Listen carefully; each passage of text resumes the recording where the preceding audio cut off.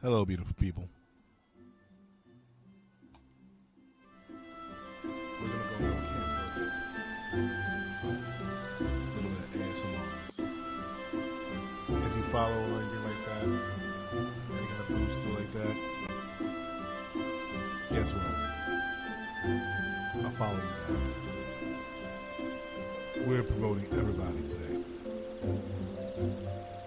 So, let's go. Now I'm gonna be off. But if you say something, I'll wake up. If you can, when you're watching this, share with somebody. Share with everybody. Share with everybody. Y'all out.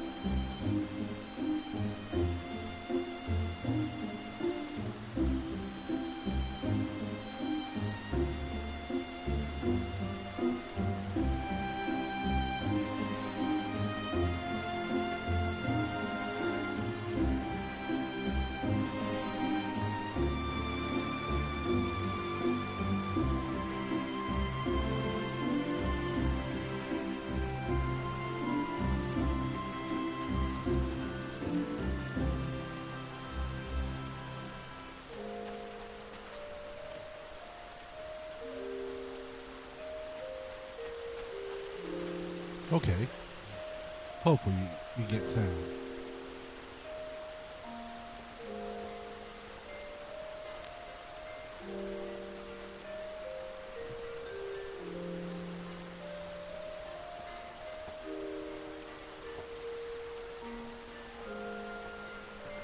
Doing the adjustments. Okay. Back to where we were.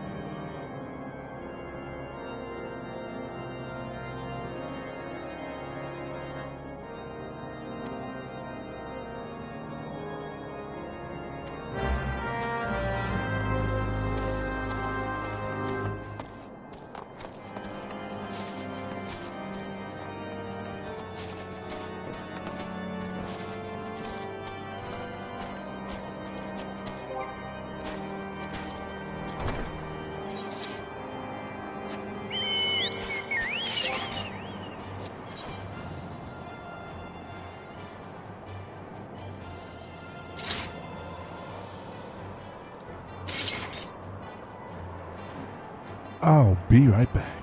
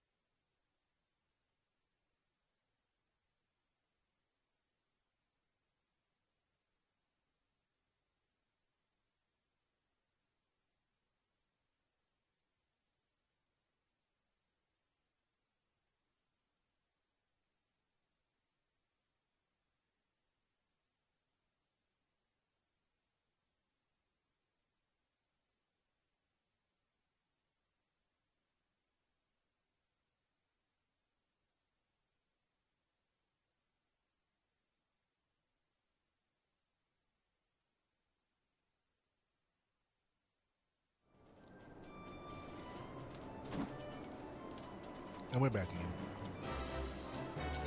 So,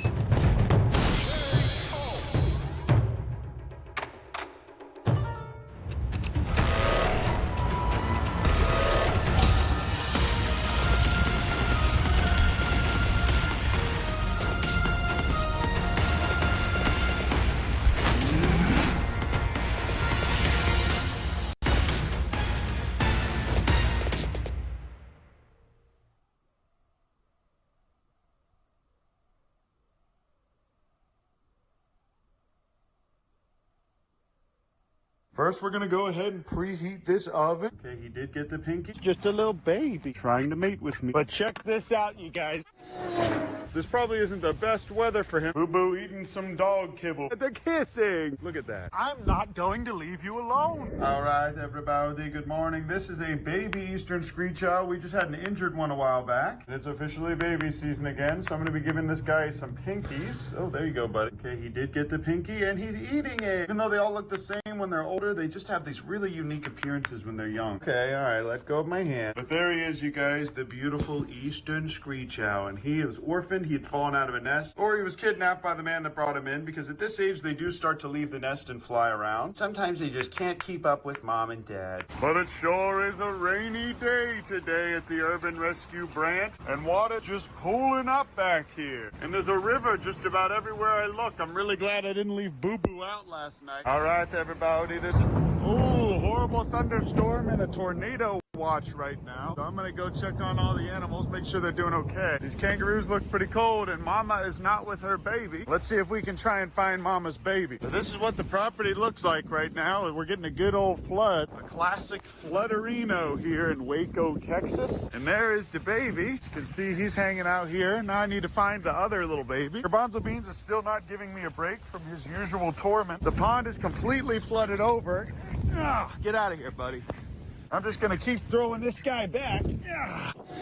Obviously the Cappies don't mind this weather one bit. I also checked in here to find Big Bounce. He wasn't there. All right, everybody, Big Bounce is right there. Little bit strange, and he's completely soaked. This probably isn't the best weather for him, so I'm gonna go ahead and bring him inside. But wow, Garbanzo Beans really won't give me any kind of break at all. I don't know why this guy has to just torment me so much. There's a lot of days where it's not fun at all that Garbanzo Beans is doing this. Even when I'm back here in the woods, Garbanzo Beans is just attacking me. And this is why I literally just have to throw him as hard as I can to get him to get out of here. But there he is, you guys. The baby's in here. Even though they have a barn that they could go into right now, they still decide to hide in the wood. I imagine this is how these animals are in the wild. But to me, he just looks like a little baby. But look how precious this fella is. I can't just leave him out here. Now that Garbanzo Beans is trapped in here, he has all the little puddles he wants to swim around and look for little fish and worms in. And now he's not going to bother me while I'm trying to catch this poor little baby kangaroo. Thankfully, in here, along with 500 possums and 80 towels, I still have this kangaroo pouch. So I could catch him and put him in here and dry him off with the towel. There's a lot of loud thunder, so I probably shouldn't be out here for too long. I probably could get struck by lightning, especially standing around all these dang poles and fences. I assume this guy will be fine, and Garbanzo Beans didn't seem to mind at all. But yeah, this little guy is by himself over here. I guess the baby's kind of close to him. I'm at least gonna just try and sit down here next to him. Oh, come on. But look at this, you guys. The baby's just eating some grass, and Biggerton Bounce is just sitting here. Yeah, guys, he's way too small to be out here. I would not have let Bingus sit out in weather like this, and I definitely wouldn't have let the baby sit out in weather like this when he was this age. I might have to just go ahead and bring him inside just for the storm. All right, everybody, I just called a couple kangaroo experts and friends of mine that have a lot of them, and they said they would bring this baby in. 3 of the 4 experts I called said that they personally would bring him inside, so I'm gonna go ahead and do that. Oh my goodness, you guys, look how precious. He's so tiny. Oh my goodness, look at this fellow. All right, he went ahead and ran off down this way. I'm gonna go check and see if I can find him. All right, everybody, I went ahead and scared him up here. This is where his mom is, at least. But okay, I guess I'm not too worried about this little fella. I just wonder why mama won't let him in the pouch. I'm still gonna try and grab him so I can keep him warm. Oh, look how idle he is. I'm gonna go see if I can try and catch him. There's too much lightning out here and rain. All right, everybody, I'm gonna move this cat away because I don't want him to get toxoplasmosis and die. But here he is, you guys. You can see him. The second I put him in the pouch, he calmed down and he went right to bed. Oh. All right, everybody. I just went ahead and dried this guy off. He's already about at weeding age, but I put him in this nice pouch and he immediately fell asleep. And even though he doesn't know me at all, he's not kicking or being cringe because he's comfortable and in a pouch. But the best thing to do is hang them from a doorknob where they're just barely touching the ground. This way they can get back into the pouch if they need to. And that way they don't die from stress myopathy, which is a huge problem for younger kangaroos. And the 3 things that will kill a kangaroo is toxoplasmosis, stress myopathy, or some kind of predator like a dingo in the wild. I'm just gonna go ahead and let him sleep in here on my bed. And he'll be very comfortable under there for now. But you guys saw it just as plain as I did. This mother was not tending to her baby at all. Also, mama did Didn't even care whenever I took him. Oh, okay, this fills up with water. That's a little bit of a design flaw. 8 hours later. Clearly she does not care at all that I took her baby. And it looks like she hasn't even noticed that he's gone. Wait, I'm gonna go ahead and start filling up the rest of this pond over here. Kevin and Karen's water is full just from the rain. And all of the grass just got nice and watered again. But look at that, you guys. They seem to be pretty happy. Garbanzo beans fellas be like, I'm not going to leave you alone for hours at a time. Oh, wow, look how far he's flying. That's amazing. All right, everybody, we got most of the muck out of here. Now I'm just going to go ahead and refill it. I'm going to get this little cringe nutria out of here because he's not supposed to be in here. Come on, little fella. And here's a beautiful little fella if I ever saw one. Any of you guys know what type of caterpillar this is? All right, everybody, the majority of the rain should be done about now, but look at that big pond in the back there. We sure did get a lot of rain. And Garbanzo Beans is going right to the back. They're all just sitting on the... Get out of here, Garbanzo Bean. They're all just sitting here. Oh, gosh, there's so many on me. But look at that, you guys. They all got flushed out of their hole, and they're all sitting on these blades of grass. And I am getting bit, but I'm going to go ahead and throw this guy. Oh! But check this out, you guys. That's some serious change in water depth. I can probably go ahead and turn this off now. I just went ahead and tightened this little valve here so this thing doesn't keep spilling hose water out. Look at this little boy pecking my fingers. Wow, this might actually be the highest I've ever seen the water here at this pond. And now that the weather's nice again, I'm gonna go ahead and let that little baby kangaroo out here with his family. And just like that, it went from raining and horrible thunderstorms to the sun just shining and everything's happy. Just like that, you guys. And also, look how happy the baby is right now. But man, this pond could even be a little bit bigger, it looks like. Oh, and here he comes again. And oh, here he comes again. Oh, look at that. Now she's coming over to hang out with him. But after I throw him about 3 to 4 times, it looks like he stopped. Oh, just kidding. Here he comes again. Here come the Cappies moseying on over. All right, everybody, and while that's filling up, I'm gonna go ahead and get a bottle ready for Boo Boo. But look at this precious little baby, you guys. The second I put him in the pouch, he just fell right asleep. And you can tell he's a little nervous right now. And look how precious these little paws are. He looks just like the baby did when he was little. But because Big Bounce is a boy, we are going to eventually be rehoming him. We don't need to just be hoarding kangaroos around here. Or he'll go to one of my many friends' sanctuaries, but he's definitely not going to be shot on a ranch or eaten. If anyone's going to be eating this little fella, it's going to be me. What's up, guys? Today we're going to be catching and cooking a baby kangaroo. First, we're going to go ahead and preheat this oven to 350.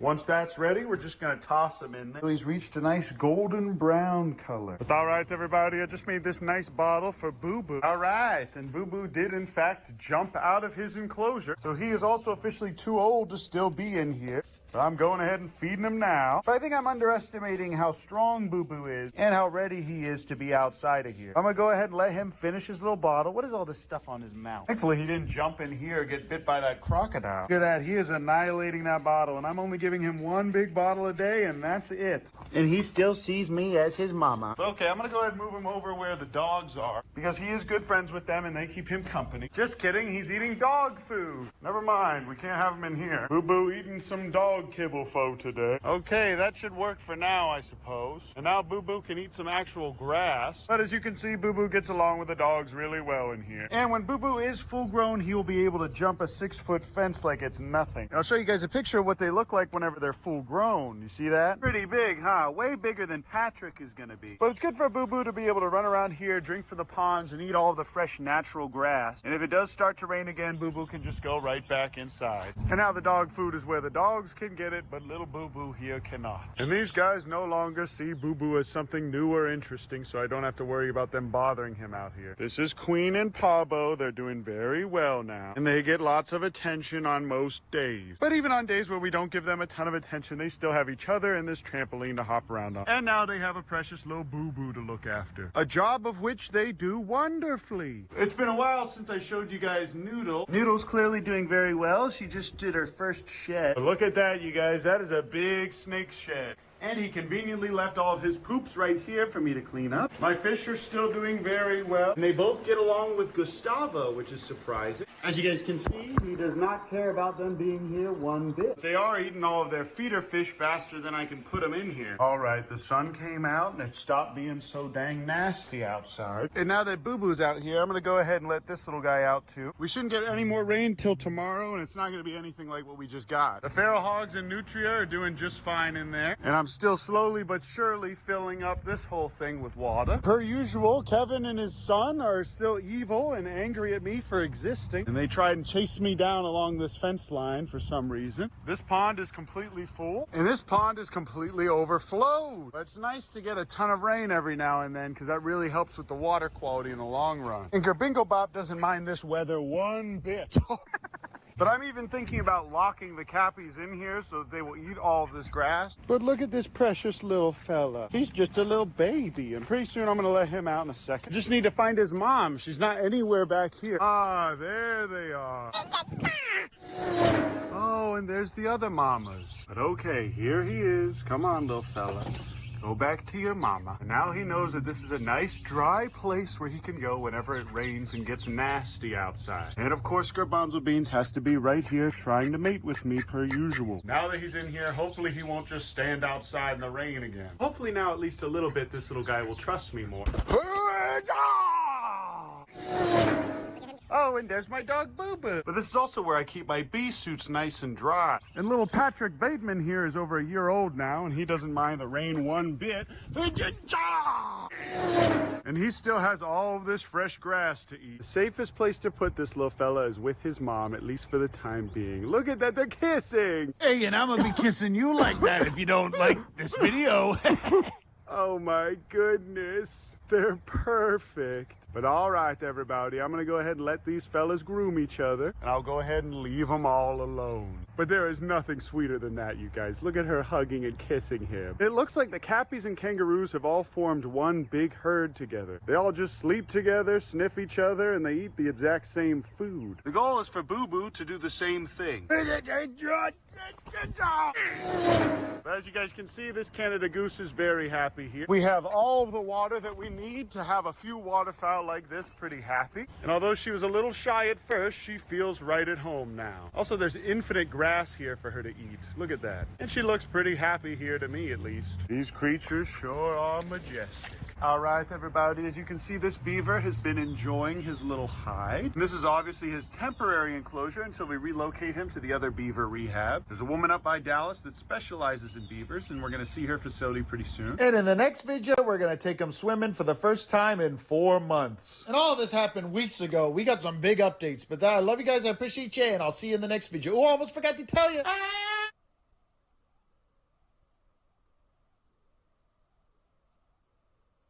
Today we're looking at this little heifer who's struggling with these twisted and hugely overgrown feet. We trim a massive Limousin bull and really struggled.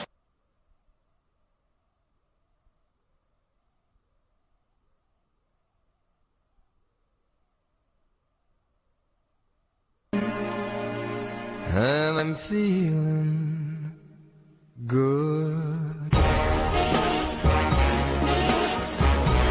I really don't think people understand. The older that you get, the more excited you are about certain inventions. Come here, a portable chair that folds into a suitcase. I need that like yesterday. Does that make sense? Because we all know that one person. When you go grocery shopping or regular shopping, they take entirely too long. It is at least a 2-hour endeavor when you leave the house, and they always want you to go with them. Does that make sense? Then all you want to do is just sit down after like 45 minutes. Well, now you can take the terminology have a seat to a different level, because you can actually have a seat. Does that make sense? You no longer have to wait for someone to say, hey, take a seat. You can take a seat with you. If I were to leave the house, I would go, hold on, I'm going to bring a chair just in case.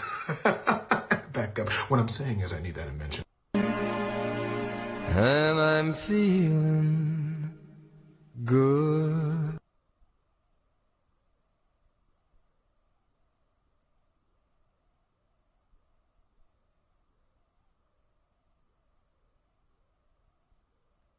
I told myself this week I was just going to do a nice 3 to 5 minute video on the Battle of Bayonet Hill. quick, easy, super short. It was going to be great. And then I Googled the guy that was in command during the Battle of Bayonet Hill, and everything just spiraled out of control from there, and it is now his video. Today we're talking about the man that the U.S. government had to order to quit leading bayonet charges against the enemy during the Korean War. Ladies and gentlemen, Colonel Lewis Lee Millett. And let me tell you something, this is the first picture that pops up when you Google him, and it's exactly why everything spiraled out of control. Because first of all, I mean, let's just call out the elephant in the room. That is the most immaculate face foliage I've ever seen in my entire life. I mean, look at that womb broom. It's perfect. And then you look down a little and you're like, oh, hey, he's got 2 bayonets because he, like, fought on Bayonet Hill. That's really cool. And then you look over and you're like, oh, wow. Younger him was awesome, too, with dual pineapple grenades on his shoulders. And then it dawns on you, oh, shit, this guy's wearing the Medal of Honor around his neck, and it's like the 4th thing I noticed. Okay, do you have any idea how badass you have to be wearing the Medal of Honor and it be the 4th thing that I noticed? Don't worry, I'm going to tell you right after this ad. This video is brought to you by Zydax. Custom gaming PCs are all built right here in America with American tech support. It's what I use to do all my research and make these videos and all the copious amounts of scripture I read. What? Link in description. Moving on. Our story begins December 15th, 1920, when a baby would be born, presumably with a mustache, by the name of Lewis Millett. He would spend his childhood growing up in Mechanic Falls, Maine, where his family would hunt and grow their own food just to survive the Great Depression. So naturally, this kid's gonna grow up to be a pretty tough guy. Fast forward to 1938, he gets done with school and he wants to carry on his family's military legacy, but here's the thing, it's 1938. World War II is not gonna kick off until 1939 when Germany invades Poland, and even then, America's not gonna get involved until after Pearl Harbor at the very, very end of 1941. So since the U.S. military didn't have a whole lot going on at this point in time and no real big prospects on the horizon that we knew about yet, he decided he was just going to join the Maine Army National Guard, get trained up, and be ready in case his country did need him. So he heads out for training, goes through basic, gets that done. Now it's time to figure out what his actual job's going to be so he can head off to specialty training. But at this point in time, you didn't get to pick. But I mean, let's be real. He's an 18-year-old kid. He's rough. He's tough. He grew up during the Great Depression. Obviously, they're just going to throw him into infantry or like combat engineer, artillery, some type of combat MOS, right?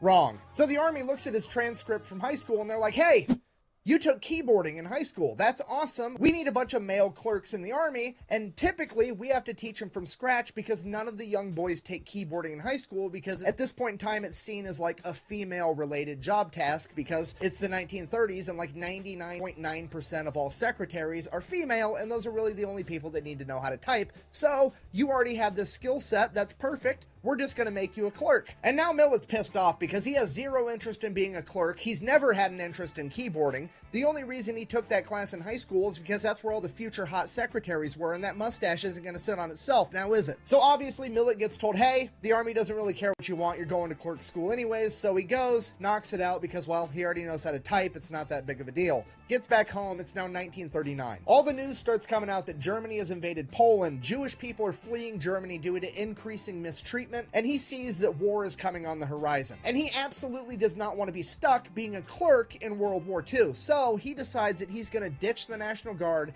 and he's going to join the full-time Army Air Corps, which at this point in time is the equivalent of the Air Force. So he pretty much immediately gets turned around and heads right back to training. Thankfully, he's already done basic training, so now he just goes straight to gunnery school. He gets done with that. It's now 1940, and he is chomping at the bit to get involved with this war. And Millett's absolutely the odd man out with this because Pearl Harbor hasn't happened yet, and the vast majority of America wants absolutely nothing to do with another European war after World War I. Millett doesn't just want to get involved because he's some crazy warmonger that thinks it's going to be fun. He actually truly believes that fighting in World War II is the right thing to do. I mentioned that his family had a proud military history, and it goes all the way back. His ancestors came over to America as indentured servants where they basically worked as slaves for 7 years to pay off the debt for their voyage to the New World so that they could have their freedoms. And ever since then, every man in Millett's family has fought to preserve those freedoms. His family fought in the American Revolutionary War. Both of his great-grandfathers fought for the North in the Civil War, and now he deems it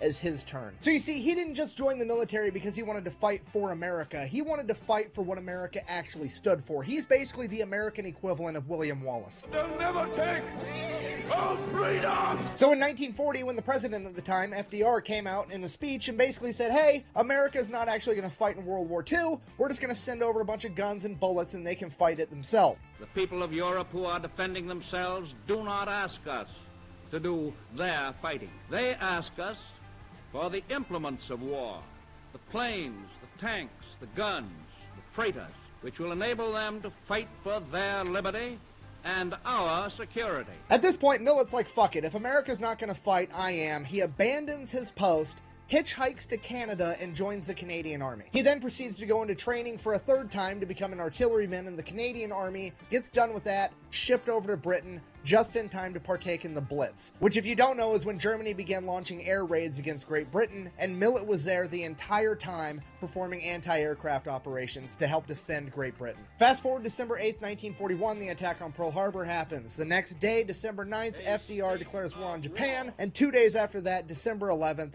Germany declares war on America, at which point Millet is like, hot damn! Millet then immediately makes his way to the U.S. Embassy, re-signs up for the U.S. military, and they ship him down to North Africa to take out the Desert Fox, Erwin Rommel. And you gotta keep in mind, after training with the Canadians and then fighting with them for almost a year, Millet is one of, if not the most experienced combat veterans in the Army at this point in time, because everybody else is either a brand new kid that volunteered or got drafted. Okay, if you're not picking up what I'm putting down, I'm trying to tell you he's gonna have to dad dick this entire situation because he's surrounded by a bunch of noobs. For example, he would earn himself a Silver Star. Because one day, all the new guys got together and they had a brilliant idea. They had a truck that was full of artillery ammunition and grenades, and they said, you know what? We should cover it in hay for camouflage. It worked in Looney Tunes, you know? Wile E. Coyote was able to sneak up on the Roadrunner, almost, because he hid inside of a hay bale. This is going to be brilliant. So, I'm going to say it again but slower. They took all their ammunition in the truck and covered it in hay in literally the driest region on the planet. So then, the next time they get into a firefight, the tracers from the enemy machine gun fire hits the hay, catches the hay on fire, because, obviously, and all the new guys are like, oh god, what do we do? What do we do? All our ammunition's on fire now. Maybe wrapping it in flammable shit in the desert wasn't a good idea. So the fire continues to grow, and then it gets hot enough that it starts cooking off all the rounds, and all the ammunition starts exploding in the back of the truck, and now it's putting everybody in danger. So naturally, the new guys freeze up and adopt the gun door defense strategy.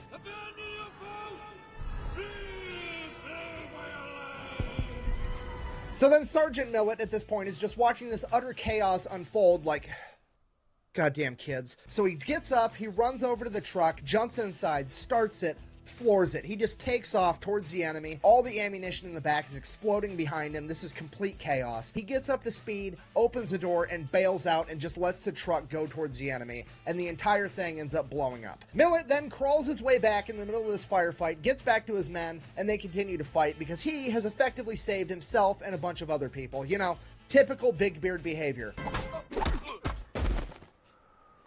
Prepare for battle! And that's just one example. He also earned a Bronze Star when his convoy got attacked by a Messerschmitt that dropped down to do a strafing run and shoot everybody with machine guns, and everybody ran away, per usual, and he has to run over. He jumps on the anti-aircraft gun on the back of a half-track, and he ends up shooting down a German Messerschmitt, which is an unbelievable thing to pull off. He then continues to fight all the way through the rest of North Africa, pushing the enemy out of the entire continent, and now it's time for him to go fight in Italy. He participates in 4 amphibious landings at the Battle of Anzio and Salerno. Then, after 6 months of fighting in Italy and 6 months of fighting all the way through North Africa, his paperwork finally catches up to him, and the big army's like, hey, you deserted your post like 2.5 years ago.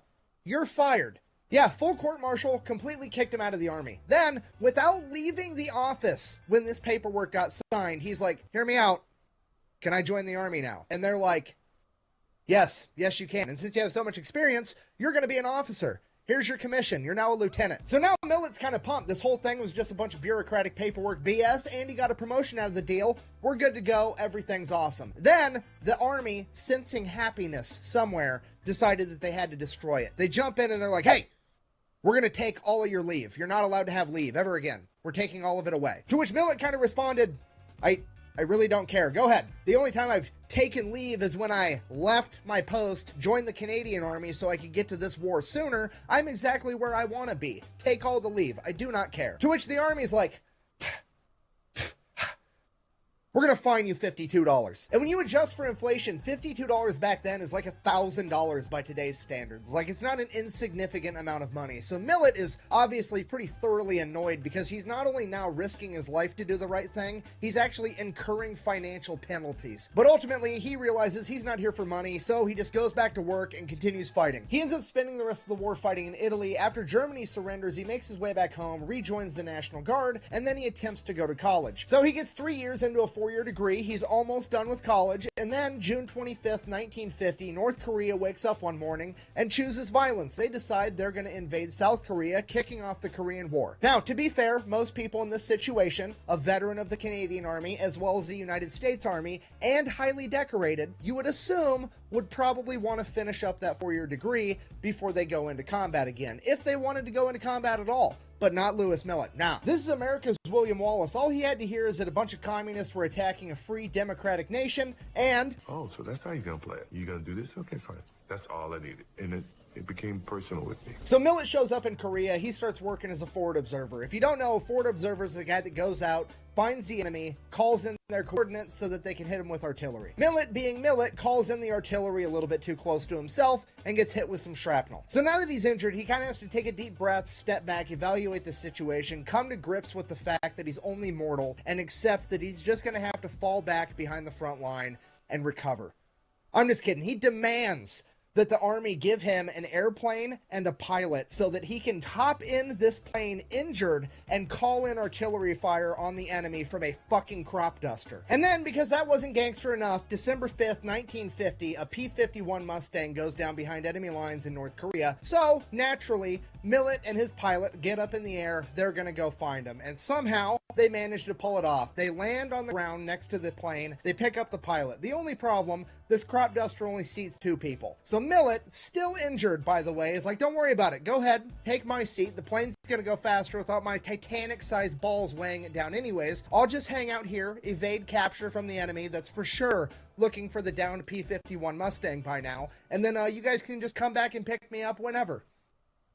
Yep. So that's what happened. They take the other pilot back. Millet evades capture all night long. The pilot picks him back up the next morning, and then he makes his way back, has a full recovery, and then by February 1951, he's ready to get back doing real dangerous stuff again, you know, combat. So they give him a promotion to captain, and then give him his own platoon of infantry that he's going to lead into battle. Shortly after taking over this platoon, he intercepts enemy correspondence that says that the Americans are afraid of bayonets and close quarters combat, which is the funniest communist propaganda on the planet, because you know all these Chinese and North Korean communists were sitting around like, man, how come these Americans have so many bullets? It's like they never run out like we do all the time. And the communist leadership's like, it's because the Americans are afraid to fix bayonets and fight you guys close quarters like men. That's why they just keep shooting you. It's definitely not because capitalism's better and it can provide them with enough ammunition to actually win a fight. That's definitely not it. Okay, and at this point in the story, you absolutely have to remember that Millet trained with and was in the Canadian Army in the very early days of World War II. And at that point in time,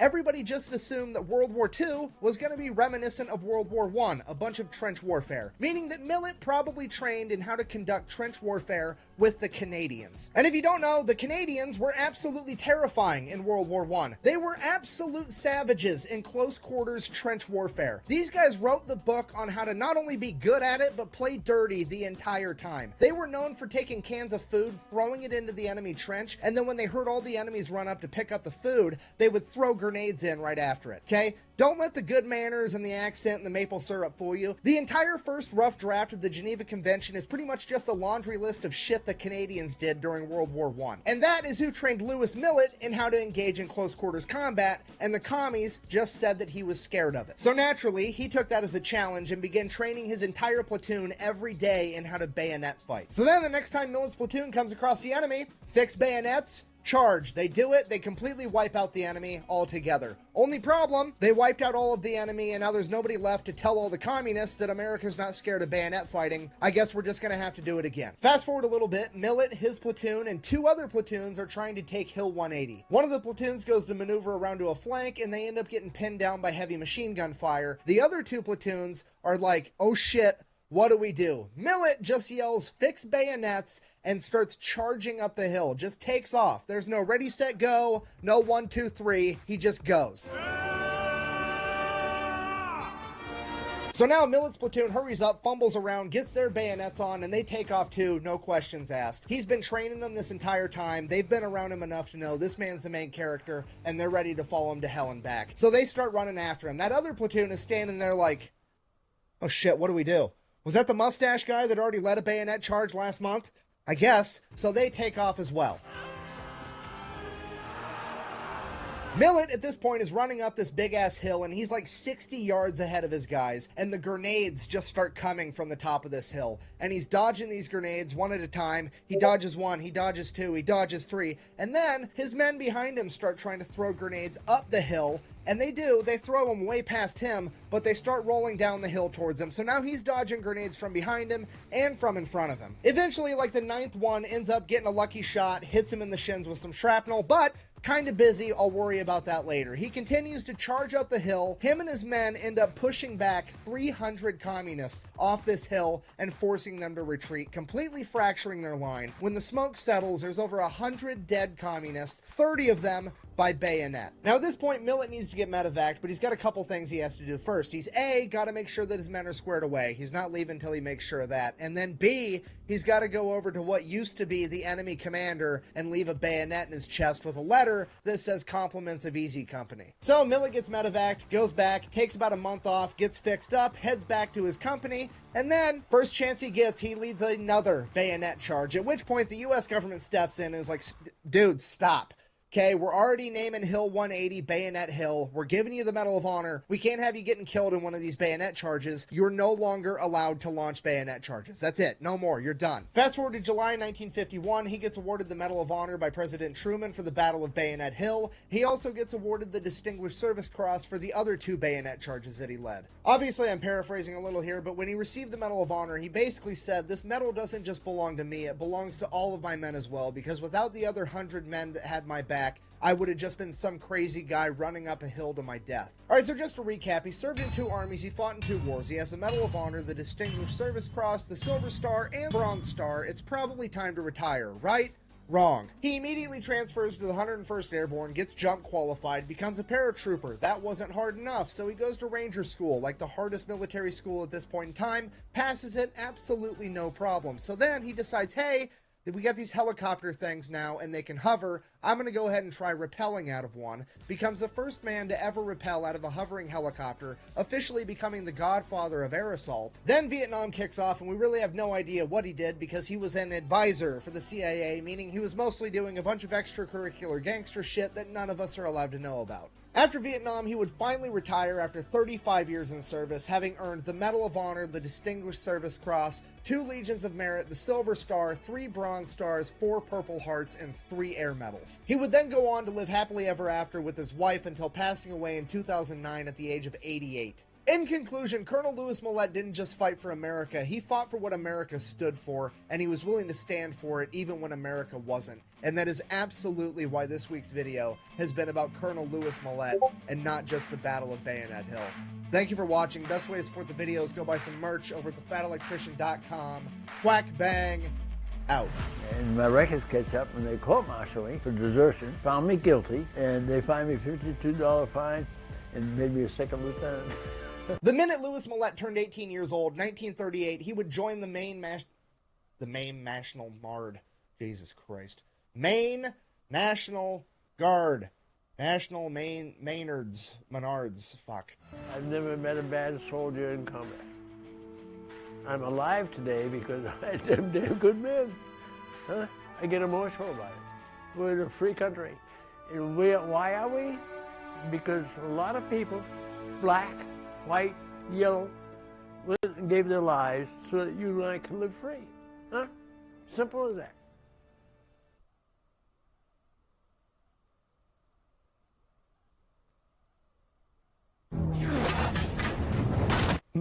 Breaking a spear shaft with a shield, would that work? Probably not. You can cut through a spear shaft, but it takes several blows with a sharp sword. It's not a lightsaber. Hi, I'm Matt Easton. Hi, I'm Toby Capwell. My name is Jim Kent. Hi, my name is Tekla Hudirova. Hi, I'm Shane Adams, the owner of the Knights of Valor. My name's David Rawlings, the London Longsword Academy. My name is Jamie Yankovitz. So today we're going to be looking at some polearm combat scenes. Horseback fights in medieval arms and armor. Nunchuck scenes. We're going to be looking at some archery scenes from TV and film and seeing how kind of realistic they are.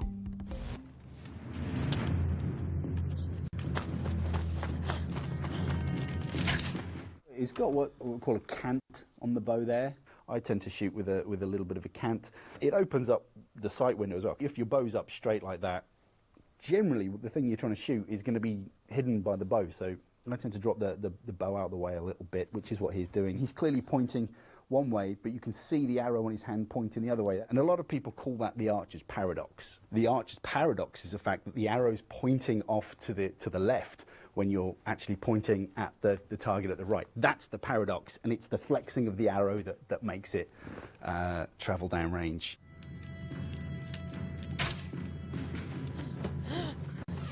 Could I kill this dude running away?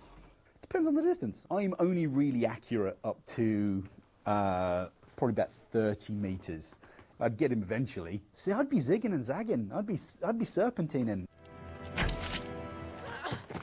There is a type of archery called a clout, typically done by English longbow archers, which is long-distance shooting, where you shoot at a flag in the ground, sort of 180, 200 yards away, shooting up, shooting down, closest to the flag. So there are people that can shoot very, very well at long range. Medieval longbow archers were, could be pretty accurate. The bow looked like it had what they call pony limbs, where you've got the basic bow, and then you'd have another set of limbs that come off the front. So that limb is attached to that limb, and that limb is attached to that limb, and that gives you way more power. So it would be perfect for that kind of, killing dudes running away kind of archery.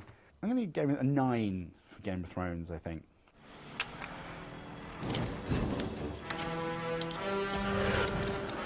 Compound bow is typically sort of either a target style or a hunting bow. You can adjust the angle that the limbs are at, and if you wind them in, it gives you a little bit more power. And I think what he's doing there is maximizing his power on his compound bow. Now, you can buy arrows that come in parts. That's not how arrows work. That's just asking for trouble. There are points in an arrow that flex, and if you are cutting an arrow into 3 and assembling it, it's not going to behave like it should. Now, that's John Rambo's grenade tip arrow. There was a type of broadhead you could buy, and it came in a case like that. I think that's just the case of a broadhead sprayed bronze. Shooting left-handed, so that's okay. But I know later on he shoots it right-handed. The arrow flight on that is utter garbage. I mean, he's shooting okay. He's shooting a compound off his fingers, which is fine. Compounds tend to use a release aid, which gives you a much straighter release. Well, I mean, this type of bow, the further you pull it back, the higher the poundage gets. A compound bow starts high and gets lighter. So you can hold it at full draw for long periods of time, a little bit more sort of fast, a bit more powerful. Grenade-tipped arrow, yeah, they do exist. Whether or not they're commercially available, I don't know. Everything else looked really good. The way he was setting up the bow, the way he was changing his poundage and everything, I like that. And the fact that he shot the arrow, it flew like garbage, but if you got a grenade sitting on the end of the arrow, it probably would fly like that.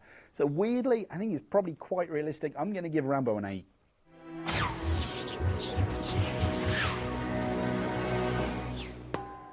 There's a huge tennis ball on the end of her arrow. The more weight you put on the front of an arrow, the less efficient it's going to be. It's just not going to go very far.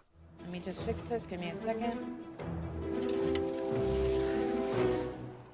Is a little grabber or something on the end of that arrow. Again, that's going to add even more weight. It's not a case of one arrow fits all. Arrows come in spine weights, and that refers to the stiffness of the arrow.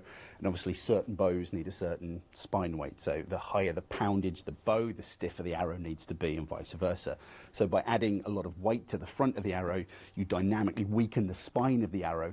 So therefore the arrow would be out spine, and it would probably just veer off to the right and not hit the bell at all.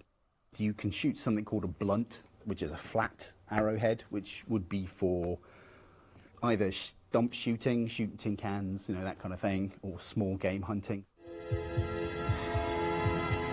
She's moving her arm up. And when you're shooting at distance, whether it's low down or high up, you don't really move your arm. You move from the waist, so you kind of pivot your whole body, not just your arm up and down. That's something I just spotted.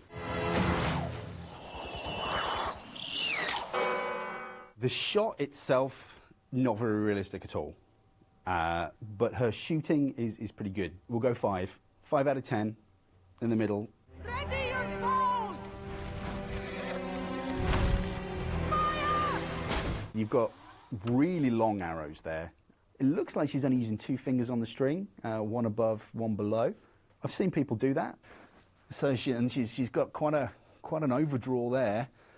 She's got this explosive release, which, again, in order to make a good archery shot, you need to keep it concise and simple, because something like that, you're not going to be able to repeat it time and time again. If you've got a simple release that comes back, you can repeat that. You've got to be safe with everything you film. And I imagine that bow was probably a very real bow, but it was probably such low poundage and had such a stretchy string that it goes straight back to being a straight piece of wood. The distance between the lowest point of the bow and the string, that's called the brace height. If your brace height is too low, your bow becomes very noisy. It becomes quite quick, but it becomes very noisy, and you're really, really in danger of getting some real nasty string burn on your arm. Shooting multiple arrows off a bow at the same time, what happens is, because you've got all the energy comes from the limbs and pulling the string back, and what that does, it pushes the arrow forward. And the heavier the arrow that it needs to push, the more energy it needs to sort of get that arrow to where it needs to go. But if you're shooting multiple arrows, essentially the bow doesn't know there's multiple arrows on there, it just thinks there's a really heavy arrow. 2 arrows is double the weight, you know, and the more arrows you put on, the heavier weight that bow is going to need to push the arrows through the air, and it basically just takes all the guts out of the bow. We'll give Wonder Woman a 5. They did all right. Gosh, this dress! In order to shoot well, you need to be able to move. So I think the fact that they've got her in a tight thing and she can't shoot properly, I think it's brilliant. Archery is all about keeping everything straight. The less influence you can have over the bow, the better the arrow is going to fly. So if you're influencing the shot's not going to go right. So if you can keep everything nice and simple, which she's doing, she's coming back on the same plane as the arrow's going forward. Archery is all about being able to repeat the shot time and time again. There's a famous book called The Art of Repetition, which is all about archery. And if you can replicate your shot time and time again, you will be a fantastic archer. She seems to have a nice, repeatable kind of form there. Now look at this loose. The trick is with archery, you don't let go of the string. The trick is to try and no longer be holding the string. So you've got to relax your hand, let the hand flow back. If you're kind of trying to open your hand as hard as you can, you'll never beat the string. The string is going to be quicker than your reactions across the board. So if you can just get to your anchor point and then relax your hand and let it come back, you're going to get a much smoother release. And you can see your hand just relaxes.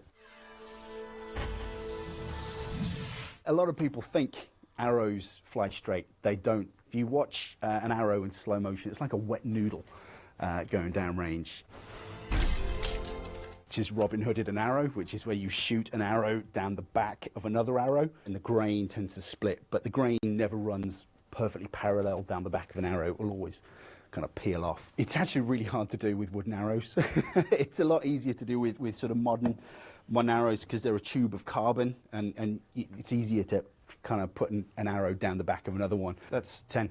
One of the best representations of the way an arrow and a bow work together. Stark, get a lot of stray sniff in your tail. I'm trying to work out what bow that is. Obviously it's got some gadgets on it. It could be a modified Hoyt Buffalo, sprayed black. He's using a finger and thumb draw, which isn't really necessarily gonna work for that kind of thing. Hawkeye, that's a bit of a mess, dude. He's got a shooting glove, which is good to see. He's got a couple of arm guards on there as well. That's what's called a biter arm guard. That's just a make of arm guard. Thin strip of plastic, and it just protects you from the sort of the string as it sort of vibrates back to where it's supposed to go. Sometimes it can just catch your arm and just give you a little sting. So you tend to have a little bit of an arm guard who just protects you. Traditional archers tend to wear like a bit more of a leather kind of bracer. You wouldn't wear two unless you're doing something really wrong. Well, they can't bank with a damn. If you can't look at it, how are you going to shoot it? The trend with these kind of dynamic things is that there's never any kind of anchor point. It's always just pull it back and let it go from whatever position you're in, which is fine, but you're not going to get that kind of level of accuracy that he gets. Like, he's shooting moving targets. Now, there is a famous trick shot, but you're looking in a mirror, and I've tried it, and I'm almost succeeded.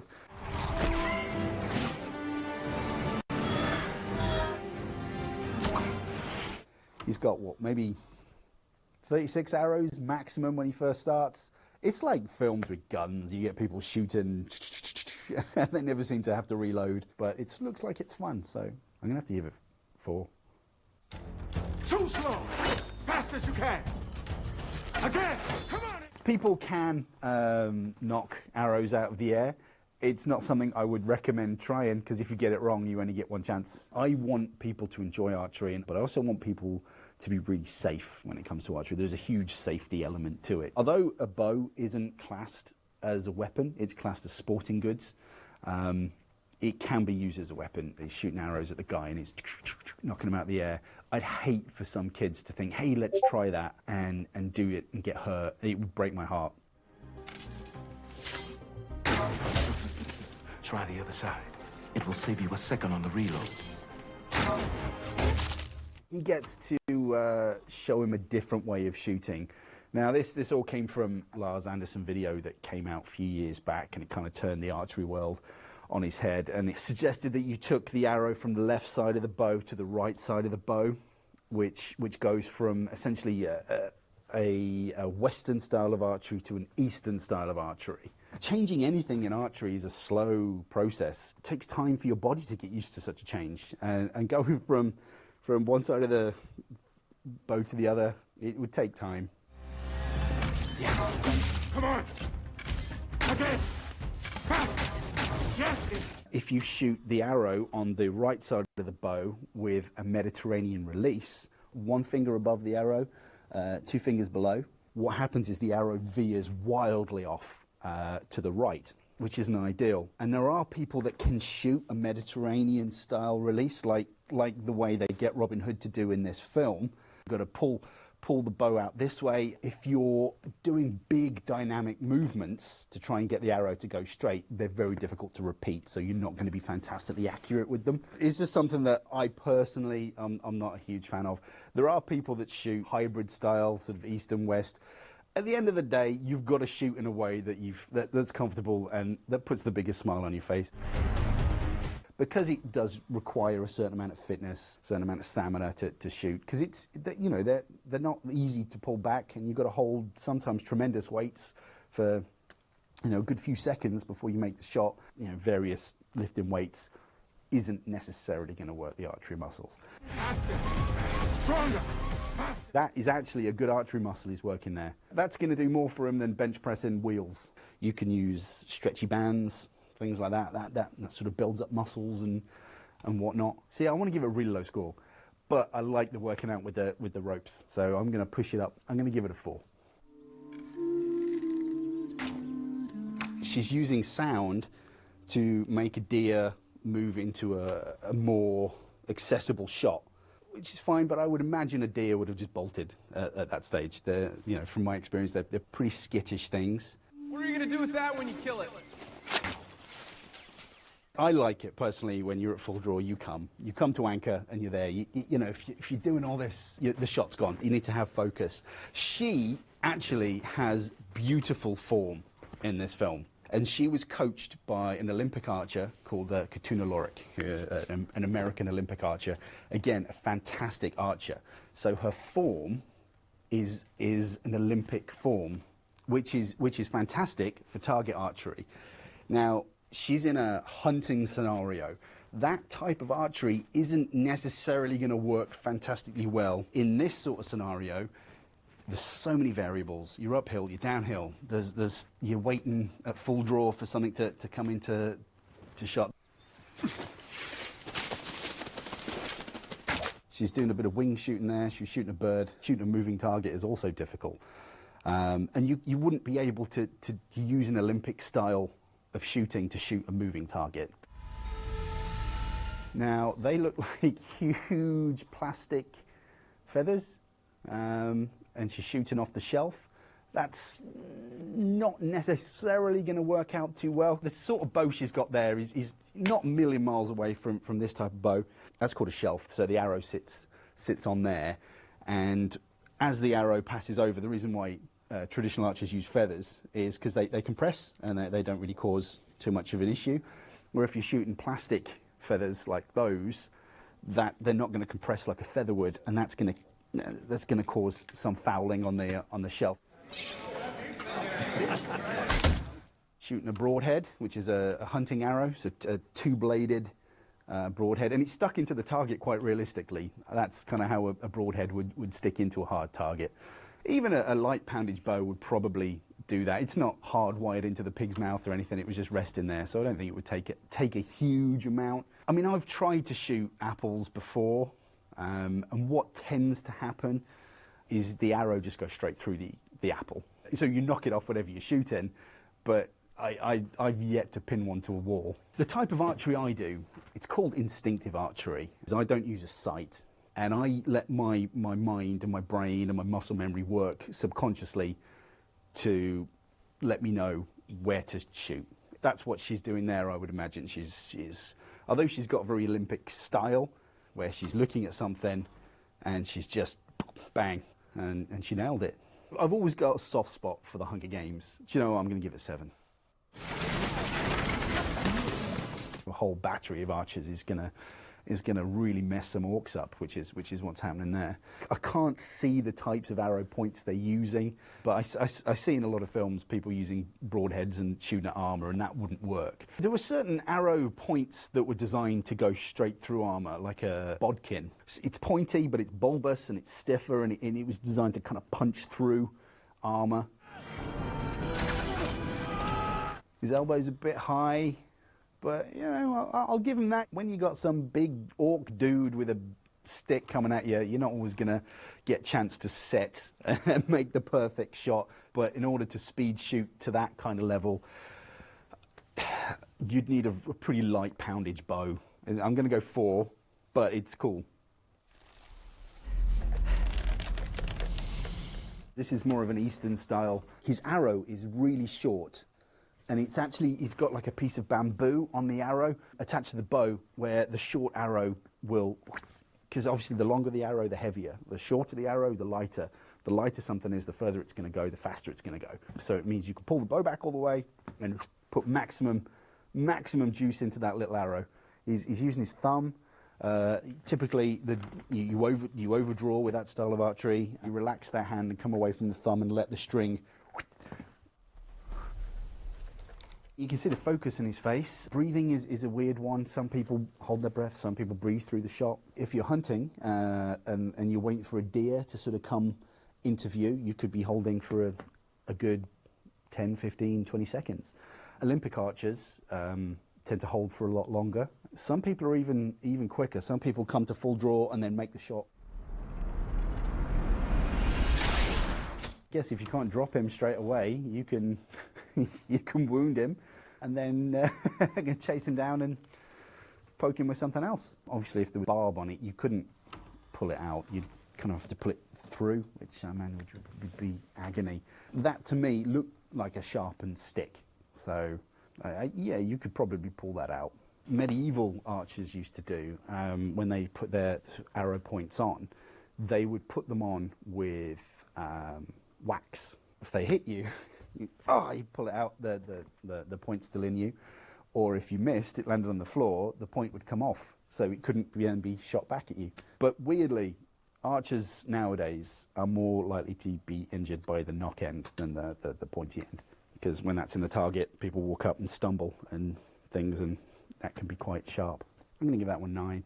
Hi there, my name's David Rawling of the London Longsword Academy. I'm a full-time swordsmanship instructor, and today I'm going to have a look at a load of clips about sword fighting and slag them off hideously.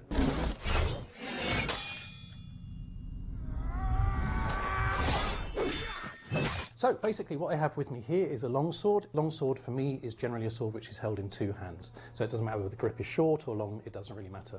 You have a pommel, a crossguard, a grip, a blade. Usually within fencing we divide that into 2 halves, but different authors divide it into different divisions. So we'll have a strong half, which is the half from the middle to the hilt, and then from the middle down to the point is the weakest part. And we're just really looking at geometry and leverage. That you get this big thing in historical European martial arts, as I do, where you're not allowed to carry swords on your shoulder because that's really, really frowned upon and no one would ever do it. Except there's actually critique in manuals saying that you shouldn't do it, which implies that people do it.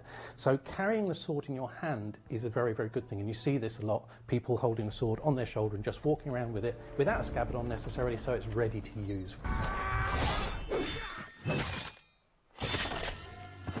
I have issues with this particular fight because there's a lot of reverse grip with the sword being held backwards down here. It's not a good way for you to use the sword. You sacrifice your ability to defend above very, very clearly. You have not got any reach. It's not safe. But he's changed grip. Yay. Oh, and he's back. I like how he moves. I think he's got a good organic feel to him. Generally, the sword is being moved in front of him, which is a very, very good thing. It's very rarely just kept behind him, so he's closing the space off between him and his opponent with the sword.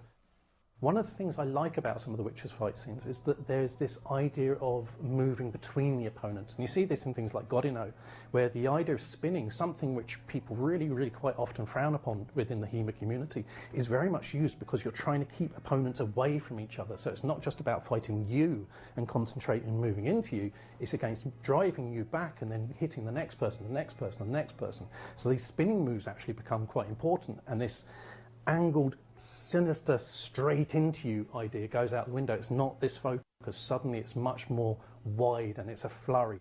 The thing is most of my judgment on this fight scene is actually Henry Cavill being very, very good physically, and what is shown in this fight scene being probably the most disappointing fight scene in The Witcher. So for Henry Cavill it's going to have like an 8. For actual quality of fighting it's going to have about a 4.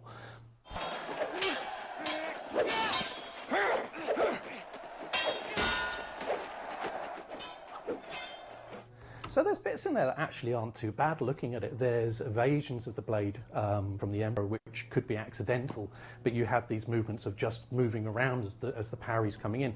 That's actually not too bad. You see this kind of thing quite often. You see it in Destreza when opponents are moving around each other, where a parry comes in, you disengage underneath as it's happening. So you have potential for some actually quite interesting movements in there.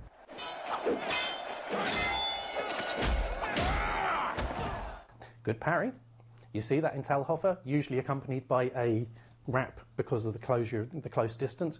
Kicking up the heels is referred to in quite a few treaties, quite often accompanied by a movement onto the jaw as well. So potentially within this fight scene, I'd say in those last 2 actions, from the cover to the kick with the legs, the sweeping up of the heels, I'd say those are actually quite good actions. Usually you'd see more control of the opponent's weapon arm or their balance with the offhand as well, but that part's actually reasonably good. So for that, I'm actually going to give it a 6 because I think those 2 aspects save it slightly.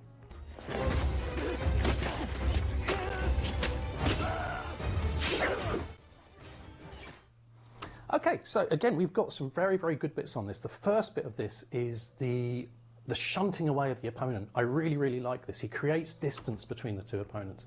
Now, you could argue that maybe he'd want to push the opponents into each other, but he has a very, very good instinctive response. Push one away, get the weapon from it, and then onto the other one. And then a good, clean finish on one of the cuts. Nothing posh, just a simple cut of wrath in effect. Pretty good. I'd give that a 7. I think that's quite a comfortable thing. Again, I think it's very easy within judging this from a HEMA's perspective to get very focused on an individual, and this is showing good awareness of space, maintaining that distance, and then simple finishes, nothing posh.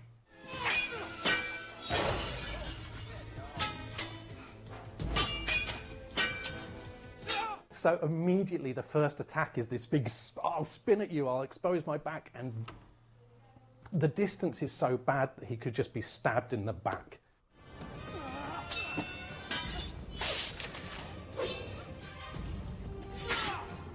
Yeah, it's a broadsword or a sabre or something, therefore you have to go and cut candles or scenery. You don't use this like this. This is terrible. Quite often in Japanese swordsmanship, you're moving the glass deposits, the slag deposits, effectively silicon deposits, that can be in steel. You're moving those throughout the entirety of the length of the blade, and through those foldings you spread that out, so you make sure that your blade hasn't got one particular area of weakness. Now with European swords, before we had that consistency, we did something very similar, except that we twisted them like string. So that if one thread was weak, then it could be a problem in itself, but you having multiple threads and twisting them around each other, you create something stronger. That said, swords do snap, swords do bend, and there's always a fine point, and you can't guarantee. The process is not perfect. Even nowadays, with much more clear definitions of how steel should be made and produced, blades still break. So it's not impossible for this to happen. So this is where it really gets quite terrible. There's this insane idea that somehow long swords are really heavy, clumsy weapons. They are not. You can move a long sword much more quickly and much more dexterously than you can a rapier. It's still balanced as if to be used in one hand, but you have the advantage of being able to move it around this position, the position of the forward hand. Now, even the most barbaric moment of a longsword, barbaric technique, we have a technique called the Strike of Wrath, which is a strike that uses the entirety of the anterior oblique sling. So it's the most powerful strike you can do. But it's not done foolishly. It's done as a mechanic. It's a way of claiming space in front of you, claiming that space for yourself, killing with it if you can, and then going on to pursue your opponent through that. Wide swings don't serve anybody, and they represent the actual piece of equipment very, very poorly. Doing a spin when you're not engaged with the opponent's blade is insane, because you don't know what their sword is doing. And because you're so close and you don't know where their sword is, obviously they can cut you freely because they're still facing at you, they still have all of their requisite safety in their hands. 3-4 out of 10.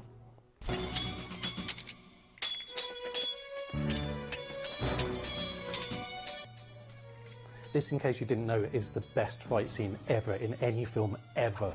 The fencing in it is completely irrelevant. The fencing is part of a narrative device. It's not meant to overwhelm you. It's just there happening while the dialogue does. You're using Bonetti's defense against me, huh? I thought it fitting, considering the rocky terrain. There's references to Bonetti's defense. I don't even really know what that is. But references to Tebow, and Tebow's one of my favourite systems. But they're not showing any awareness of Tebow. Tebow operates on the idea of the perfect angle that you see in a lot of Spanish swordsmanship, and destreza particularly here, where you have a 90-degree angle which is maintained as much as possible, and you don't make lateral movements with your arms, but all of this is what we call vulgar angles, where the point is higher than the hilt and lots of lateral movement. Naturally, you must expect me to attack with Capoferro. Naturally, but I find that Tibble cancels out Capoferro. Rapier, some people call it a side sword. The divisions are really a later thing. We don't worry about it too much. It's a sword that you hold in one hand. Now, again, we have the quillons. Quite often, which is like the crossguard in effect, quite often people would hold this simply like so, without their finger over the bars, and these extra rings would be to stop things from landing on your fingers when you're holding the sword normally, and this allows you to put your thumb on there. Later on, you start seeing people holding the sword like so, okay? But it's not universal. Sometimes it is just used like this, okay? Sometimes these are very, very ornate, as you can see here. There's a lot of wire around here, and then sometimes it's just a simple cup. There's something I ought to tell you. Tell me. I'm not left-handed either. The idea of being able to fence with both hands shouldn't be necessarily a problem. Fighting somebody who is differently handed to you as well shouldn't be an uncommon experience. So this kind of thing, although it's amusing, you don't want to do this sort of thing at close distance, because obviously while you're busy changing your sword hand, your opponent can stab you and this kind of thing. Here you have a bit where as the blade comes through, it disengages, so you're having the blade changing from one side to the other, and in order to fight that, what you're doing is, rather than doing lateral parries like this, you're wrapping the blade and you're staying engaged to it, and that can be used to throw the opponent's sword out their hand. So there's a degree of reality in that. It's good. Technically wise, I'd still give it sort of like a 6-7. Even with its parody fencing, it still has better fencing than a lot of the others.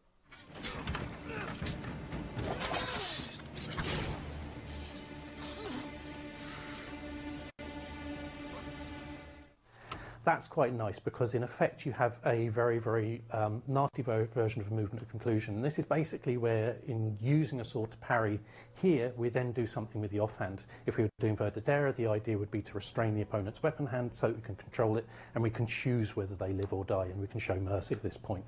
If you're doing this, this is lovely. He doesn't have to worry about the guy's offhand so much because the guy has both hands on the sword. There's a closure off of the line, and the guy giving him the distance, because he doesn't have to move his feet, the guy's going to come and hit him anyway. He gets to push it aside, he gets to thrust through, he's got control of the opponent's sword still, and he gets to finish him. So that I actually quite like. That's pretty good. I'm not entirely sure holding your hand palm down with a longsword is a good way not to get the sword taken out. Oh my goodness, this is terrible. There is so much bad in this.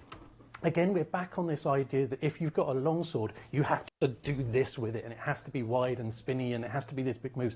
It's meant to be dexterous. You have this idea that there's basically half an L, the idea of being this kind of space here, rather halfway between here and here. You don't want to be more than this way, far away from your opponent with the point at all times. So if they drive you away, you're trying to find a way to get your point onto them. Most longsword is intrinsically trying to dominate a space very, very close into the core of your opponent. If they move you sufficiently around, you're immediately back at another opening. If they stay tight on the blade and the angle's tight, just enough to parry like so, you'll try and drive the blade in, still maintaining contact on that. All this wide around movement is complete nonsense. Okay, knocking the blade down and striking back up. Now, you could argue that this is almost a nodding in effect. The idea of beating someone's blade down and then hitting back up with the false edge. Here you see where the sword is sweeping wide and one person is standing with their point right in front of the other. You don't parry, then come back here. You stand here and you stab them immediately because the blade has moved out of presence. Well, that was good. Yep. If someone has got their back to you and you have a spear, do stab them in the back of the leg. That, again, redeeming feature, that's given another point.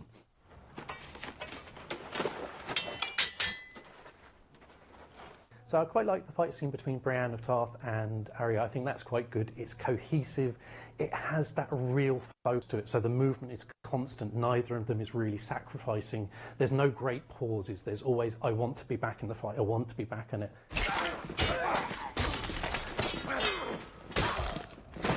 I do like, in general, the hound fights because they are just like, dead. That's good. And I think having that idea that a blade is intrinsically there to either stab someone or hit them with it and remove all the sort of like fussy detail is a very good thing to have in a series.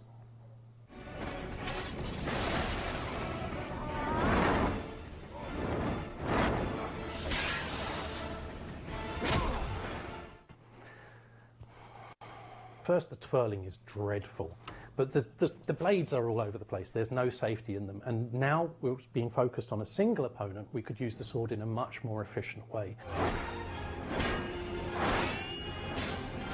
Even if I were to twirl the swords towards you, you'd always want one blade in presence, always one blade doing something, never having the swords over here. At that point, I think the idea of restraining the two weapon hands becomes more important than actually taking the weapons out of the hand. So at that point, I would suggest that potentially you're looking at a way of either throwing the opponent as far from you as possible, throwing them down the really big hole on the other side of you might be a good thing. So mark out 10 for that one? 2.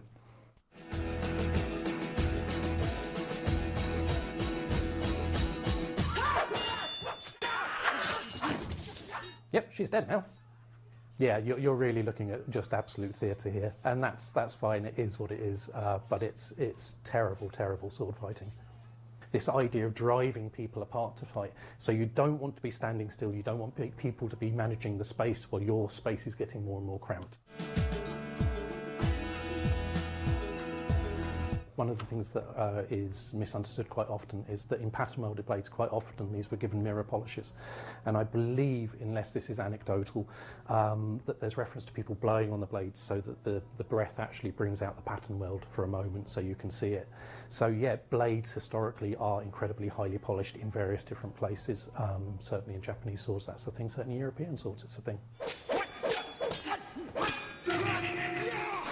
interesting tactical decisions here. So you have a point where somebody has control of the blade, and if you think like a parrying dagger, you have really options to take the blade of the opponent on your dagger or to take them on your sword and to attack them with the other. But in order to do so, you'd want to maintain that contact. So to do an action like this with your opponent's blade still directly in the middle doesn't make any sense, really. So you had a point of control or a point of control. Both of those have been sacrificed. It's amazing that one of these people didn't die in the process of this. There should have either been disemboweling or a stab or whichever, or the other person should have ploughed straight through the middle in the space. From the viewpoint of a good, cohesive fight scene that involves realistic technique, I'm going to give that a 2.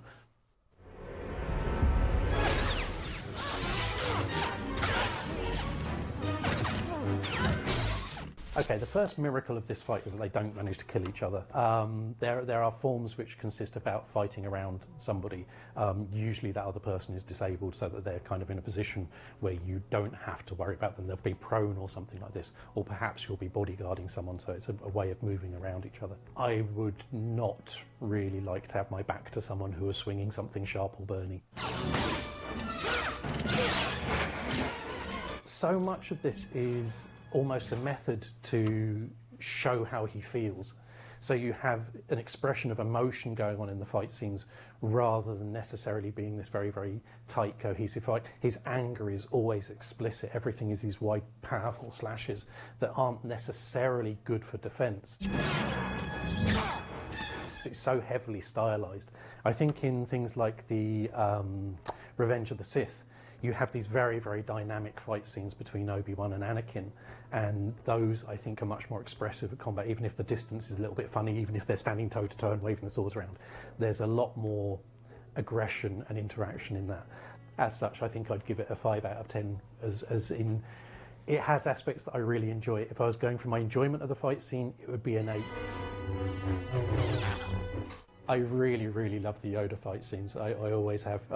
Again, it's that point where you separate any desire for reality. It doesn't have to be real. You know, if it's got dragons, if it's got the Force, it doesn't matter. It has to be something expressive of all the things you want in there.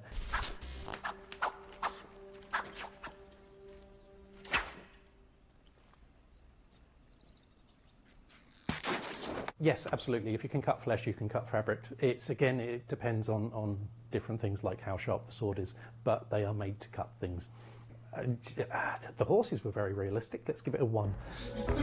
Hi, I'm Toby Capwell. I'm curator of Arms and Armor at the Wiles Collection in central London. Since I was a kid, I've been riding horses and fighting in armor. I've taken part in competitions, armored combat all over the world.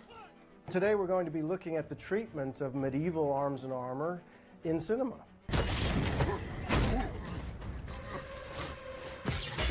Oh, stop. Did you see that? He just got shot in the armor, and it knocked him, but it didn't stop him. And, you know, in a complete armor, a medieval knight can suffer horrendous physical punishment that would kill an unarmored person like that.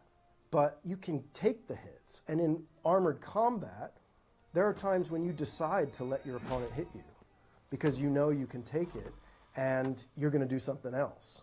You're not going to waste time defending what doesn't need to be defended. And the armor in this clip takes on, again, narrative significance. It's storytelling. He can take a shot right in the chest. So that's a pretty big character point, wouldn't you think? He's not clunking around all cumbersome. He moves like a real knight. I've been jousting and fighting in armor for 30 years. You know, I built a lot of different kinds of armor, working with different craftsmen all over the world. Real armor of the late Middle Ages and the Renaissance is like a steel skin. It's not bulky. It's your shape. The armor should fit you like a skin. It should follow your musculature. It doesn't have to be a lot of space under there. It's fitted. It moves with you. The plates are hardened and tempered medium carbon steel, so they don't have to be thick and chunky.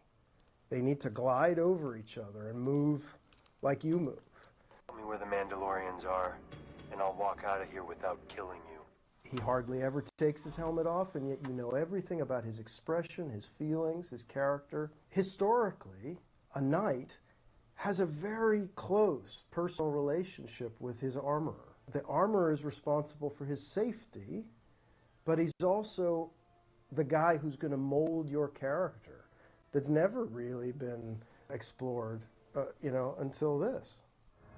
I said, where are they? It's got a couple of possible sources of inspiration. On the one hand, it looks a lot like an ancient Greek hoplites helmet, the ancient Greek heavy infantry of like 500 BC or thereabouts. These very distinct spectacled helmets with these like eye cutouts, the nasal for the nose, and then the cheeks brought in.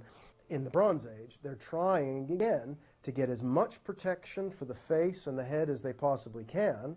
So that's where that really closely set kind of spectacled profile comes from. That was then imitated in the Renaissance. In the 15th century in Italy, and very rapidly everywhere else, people became fascinated with the classical world again. And they started looking back to the ancient Greek and Roman precedent. And this style of helmet became fashionable again in Italy and Venice, in the Venetian Empire specifically. In the 15th century, most used by infantry shooting crossbows and firearms and more lightly armored troops.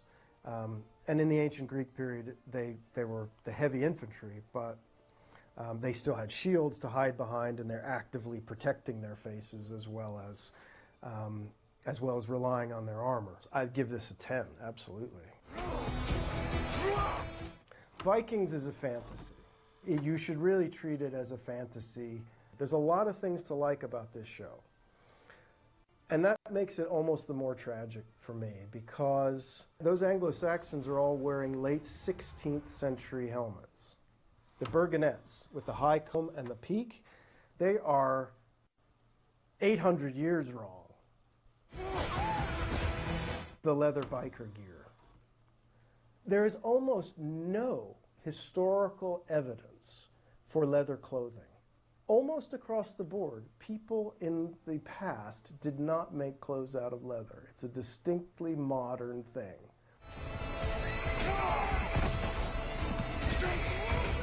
The axe is fine. I don't have a problem with the axe. I do have a problem with none of the main characters wearing helmets. You can't go anywhere near a battle like this without a helmet. So, I mean, someone like Ragnar Lothbrok, or someone of that stature, would have amazing mail coat, he'd have jewelry, he'd have big, thick gold stuff on him, he'd have a gilt sword. He does not have to look like a pile of leather crap.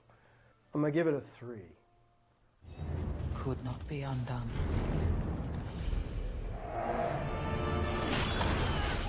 That is metal. Nothing else looks like metal but metal in close-up. All that decoration is etched into the steel with acid. This is film armor as good as it gets. Now, there are lots of great spraying techniques, and you can spray plastic to look reflective, and increasingly it looks more and more like metal, but it doesn't behave like metal. Their armor's a little, you can see it's a little bit too flexy. There's something about metal that it has a weight, it has a rigidity that rubber and plastic and polyurethane don't have. He walks into the battle, and you know everything you need to know about this guy, and it's all coming out through his gear. They've taken real 15th century armor styles, mostly German, and then turned it up to 11. Sauron is wielding a mace, and maces are real. It's a hafted weapon with a wooden or a steel haft with a flanged or bladed head on one end. So all the weight of the weapon is balanced to the end. And it's a concussion weapon. And you're trying, rather than to cut or pierce your opponent, you're trying to smash through their defenses. That is way bigger in proportion to him than any real maces were. Real German Gothic, high medieval maces of the 15th century are, they're usually pretty short. They're like just a little bit, more than a foot or a bit more long. The heads are quite small, but they got these really sharp blades on them, and you're focusing your energy on a really small area. A weapon doesn't need to be massive to have the effect that it needs to have. But massive always reads well on screen, especially when you've got a Dark Lord of Mordor. And how successfully does it use armor and weapons to bring its characters and its themes across? I got to give this 10 as well. Poor old Arpats looks like a pile of garbage, I'm afraid. This is a mishmash. There are a couple of elements, the shoulders and the body armor, that are vaguely 15th century, but they're about a generation too late for Agincourt. His helmet is just ridiculous. I mean, that has a vaguely 16th century profile to it, but it fits badly, it's too big, it's clunky. Oh, come on, man, what is this? Well, this is obviously supposed to be the Battle of Agincourt in 1415.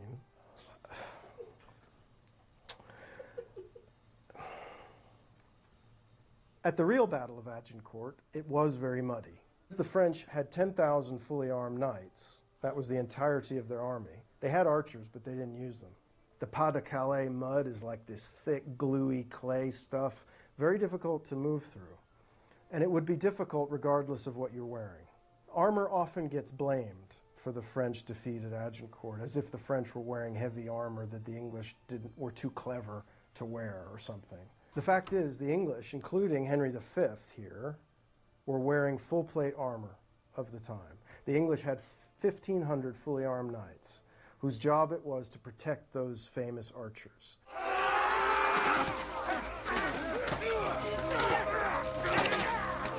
They go about it sort of the right way, in that this knight is someone who's been trained to fight and kill people since he was a child, and he's very, very good at it. The only way you've got any chance of this, if you're an archer or an English foot soldier or whatever, is to get 6 or 7 or 8 of your friends and pile in, all at the same time. Don't take turns, he will kill all of you. You gotta all go together. And 4 or 5 of you gotta hold him down, and then 1 or 2 of you have to stab him in the eyes and in the gaps in the armor. You don't stab through the armor. When King Richard III was killed at the Battle of Bosworth, they immobilized him, they held him down, someone took his helmet off, they probably cut the chin strap and took the helmet off, and then they can do as they like. They cut off the back of his skull, they stabbed him right through the brain, they did whatever they wanted. I'll give it a 1 because they've got mud and archers working together, but I can't give it any more than a 1. It's a massive lost opportunity. It's a legal procedure where they're determining the ownership of territory with a trial by combat. They're attacking each other on the wrong side. If you can see, they're passing right to right, which is wrong. They shouldn't be doing that, because your rein hand is in your left hand, so it can't wield a weapon. Your rein hand is in your left, so your left side is more exposed. So that's where your shield goes.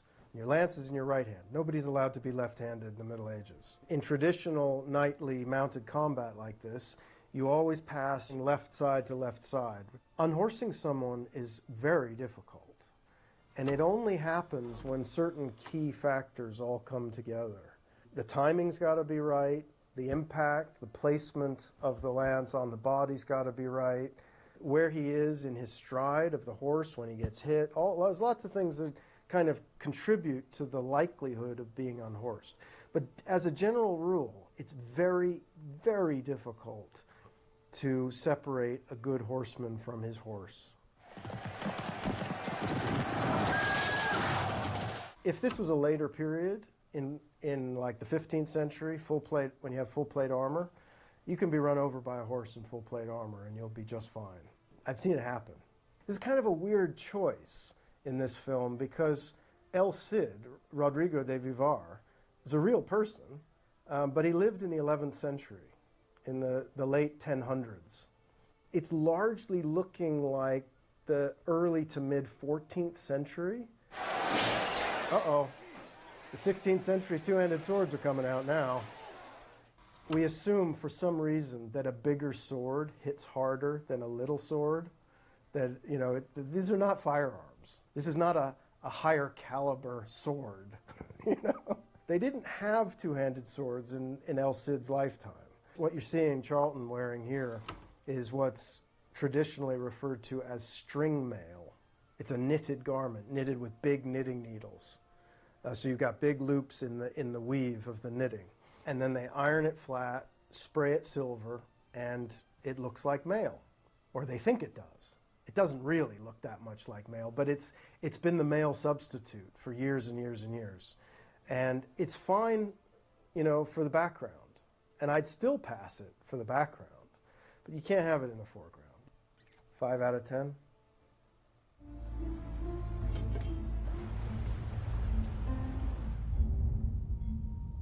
A diving suit is very much like armor in the sense that it protects you from a hostile environment of a different kind.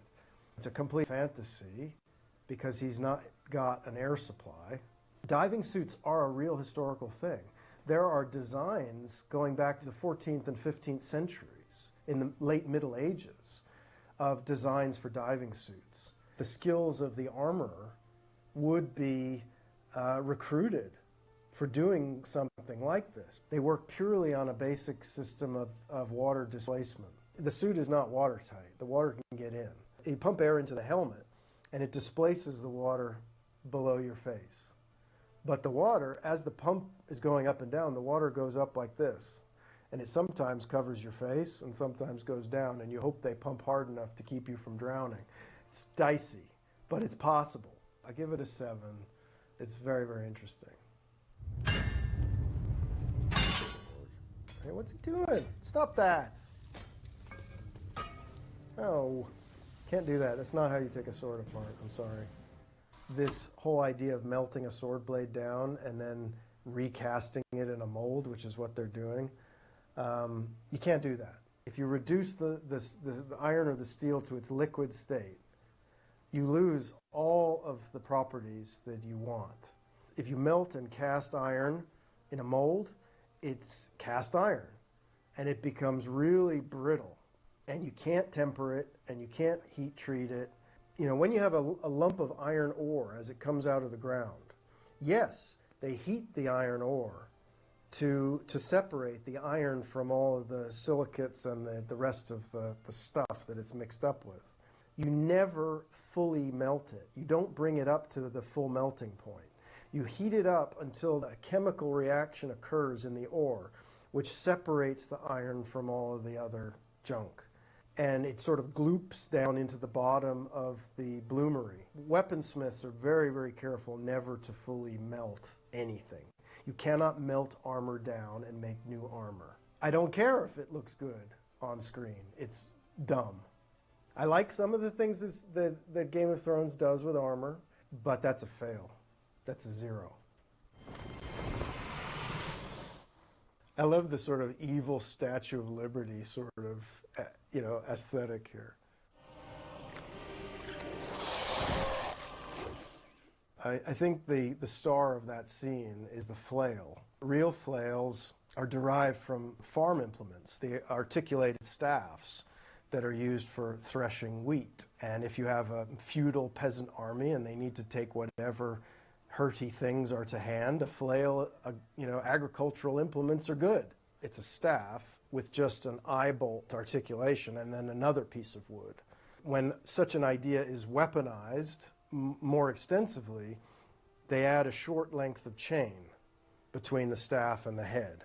Flails almost exclusively are a lower class common soldier infantry weapon. The knights didn't use them.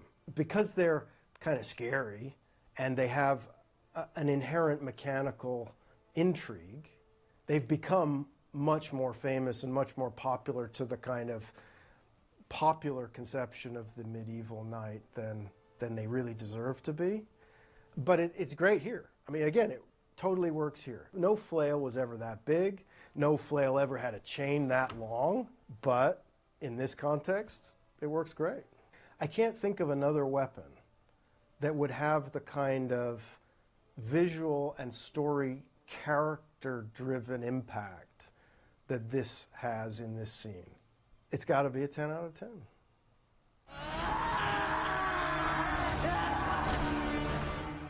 Now, he'd be dead. He'd be very dead. One man can't attack a shield wall like that. Nobody ever used rectangular shields. I mean, that's ridiculous. It's stupid. And real early medieval shields, which were all circular, as far as we can tell, if air can get through, then a lot of other things can get through. Most real shields of this period are made out of boards placed edge to edge, sort of like this. But they're placed properly edge to edge, and they're glued, and they're sealed, and there's arguments, good arguments to be made for them then being edged with rawhide, or sometimes covered with hide or textile and glue. You should not be able to see that much air through your shield. He's been stabbed right through the chest between those plates. They're showing you how their own made-up silly armor doesn't work.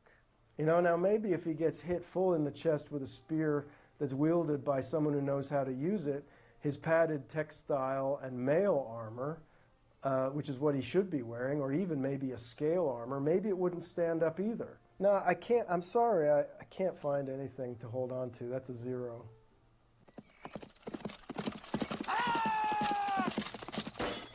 Well, bad lance technique.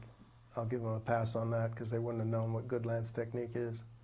It's a very common thing in jousting sequences in movies that they lower their lance to a horizontal and then they kick on and gallop along, and they're galloping along with their lance on the level. You don't do that. You're sitting on a horse. You've got 12 feet of pine lance, and the horse is going up and down like this, and you've got it here. It's inevitable that it's going to start to do this. And it's got a steel head on the end. There's weight right out on the end of that. And pretty soon, this thing is going up and down, and you couldn't hit a barn door with the thing. You've got no chance of controlling where that spear goes. And you get the horse going, and then you don't have to worry about your opponent until the last second or so of the interaction. And then it comes down, boom. It takes practice. If you're too late, you miss. If you're too early, you get tangled up and look like an idiot. But if you get it right, you're always on. A lance came down, it got tangled up with my lance in a joust, and it came down, and the steel spearhead, which has 3 prongs like this, 2 of the prongs went past my hand, and the third one bypassed the defenses of my armor, the gauntlet. It went just under the plate, through the leather glove, and into me.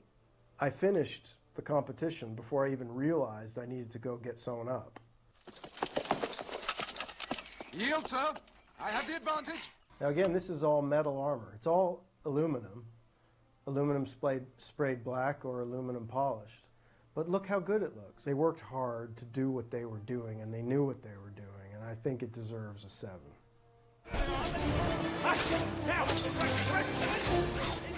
Traditional ranged weapons like the longbow and the crossbow, the projectile isn't moving that fast, but it's still moving way fast enough. You can't block arrows. Remove the hood and the mask.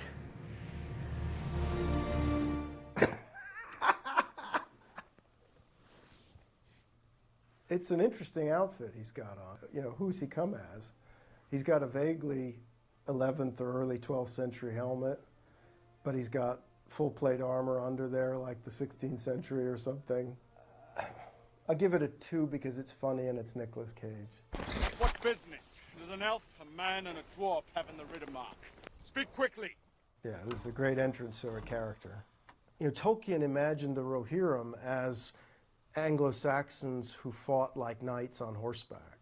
Because the Anglo-Saxons didn't. They rode horses, but they got off to fight. They didn't fight on their horses. The design of the helmet is derived from early medieval examples. He really should have his chin strap done up. The helmet is riding a bit too high on his head. The brow of the helmet, the horizontal edge there, should be right down on his eyebrows to really protect the front of the skull. You want to bring that down as far as it can go, and it can go right down onto your eyebrows. So I'll stick this on, all right? This is one of my own, made for me. Okay? Now you see, that brow is right down on my eyes, and it's sticking out beyond my skull. right? So a weapon comes in, it can't get to me. The skull, it might get there, but that's still safe. Give me your name, Horsemaster. You know, things were often more highly decorated, even for practical fighting, than modern people often imagine.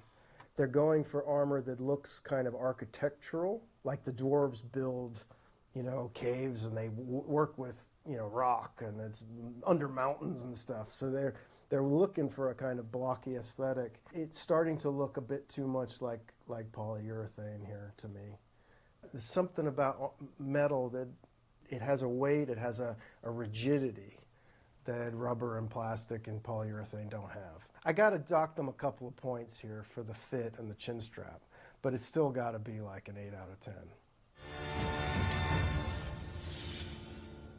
What's he doing? I think his son was already a knight at this point. I don't know why he feels the need to knight him again. This is a total mishmash of pretty good and pretty not so good. The mail that you're seeing in close-up here is real mail, and you can actually even see the rivets that are closing each of the links. It's not fitting him well, and it's not tailored to him. It's something that's been just hoiked out of a van and stuck on the actor.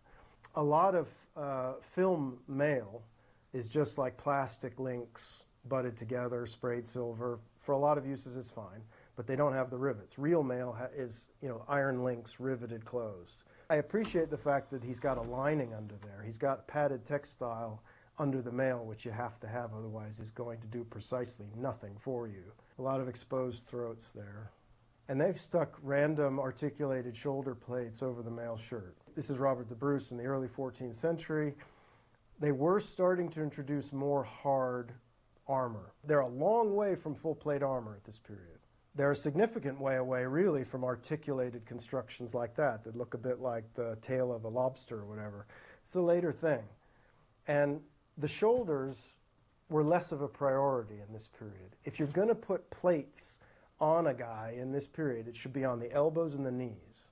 And here you can see his mail is a little off center. His bagging around his throat just is bad.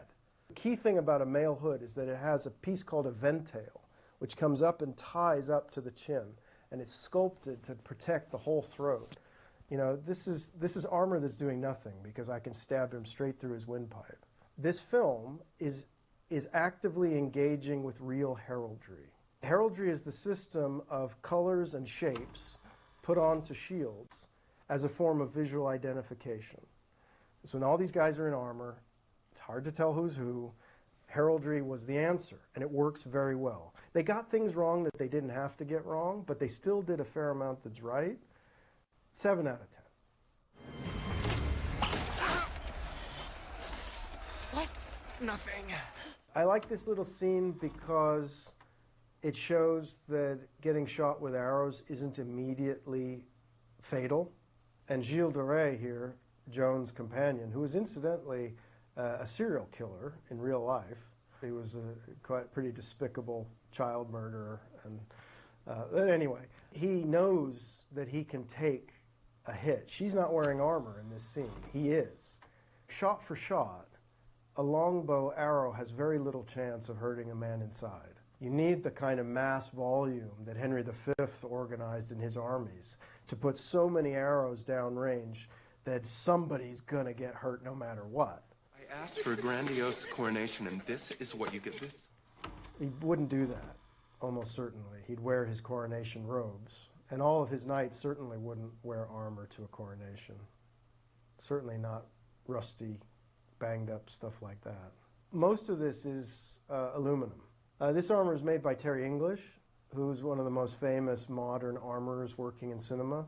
He's made armor for lots of things. He made Arnold Schwarzenegger's Mr. Freeze armor for the Batman movie. He's made Space Marines armor for the Aliens, and he's done a fair amount of historical stuff. The king here is putting on gold armor. It's gold colored.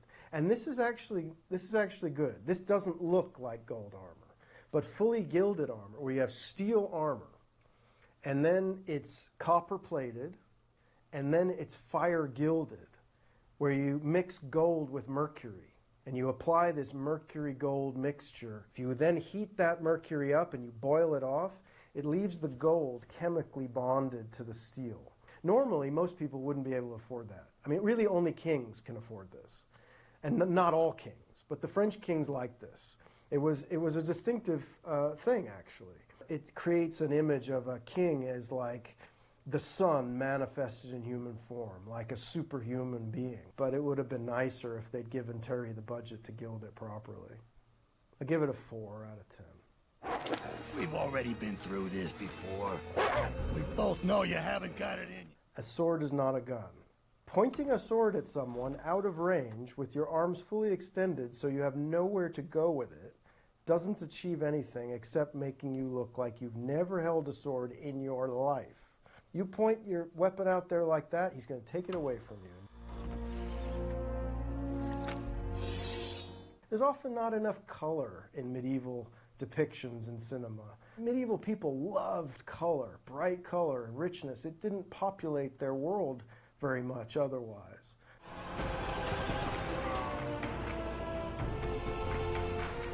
Okay, so you've got your leader, your king, leading a cavalry charge.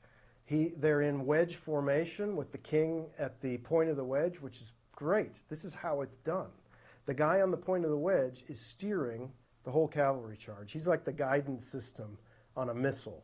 The wedge formation is one of the most effective formations for a heavy cavalry charge. He's got his chin strap done up, love that.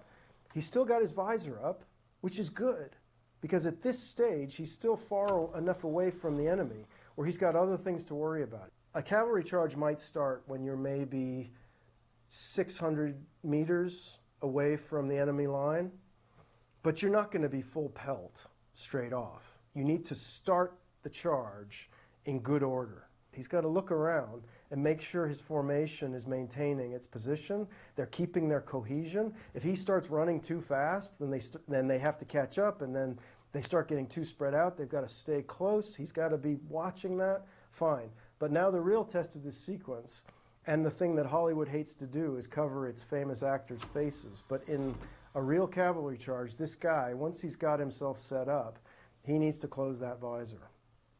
And let's see if they do it. He could close it right about now. Now would be good. Hey, he's closed it. I give it a 7.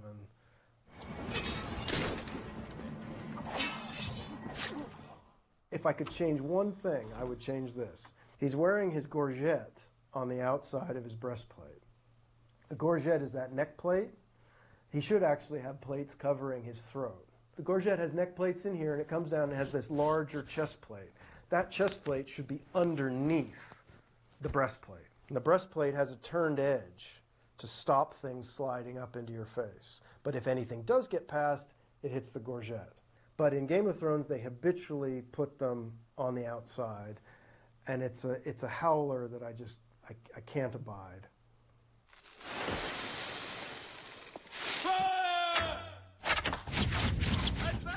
I mean, fire arrows were a thing, especially in naval warfare, when you've got key pieces of equipment you want to set on fire, like sails and rigging and things.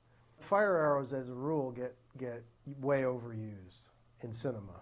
These are a little more interesting, though. There's something more interesting going on. You see, it's not just a lump of burning material stuck on an arrow. They've actually got some kind of explosive charge on these arrows that has a fuse. And this is actually much more historically plausible. There are early incendiary manuals from the 15th and 16th centuries that give designs for different kinds of gunpowder bombs and other explosive devices to be put on arrows and crossbow bolts. My lord! I love this right here. That's armor doing its job. You know, an arrow, when it hits you in full armor, it'll probably glance off. That's what armor's designed to do. But if it hits you square and it gets enough purchase, it can start to bite into the steel. And if it hits you somewhere on the arm or the shoulder where the steel is thinner, it might even get through. Chances are most arrows are not going to get through enough to do meaningful damage to the person inside. But they are going to get stuck. And seeing a knight fighting on the walls in a siege with arrows stuck in him is the best thing I've seen all day. 10 out of 10, absolutely, just for that. Hi, my name is Tekla Hutirova. I'm a stunt woman and martial arts world champion, and I've been doing nunchucks and martial arts in general for about 18 years. Today we'll be looking at nunchuck scenes in movies.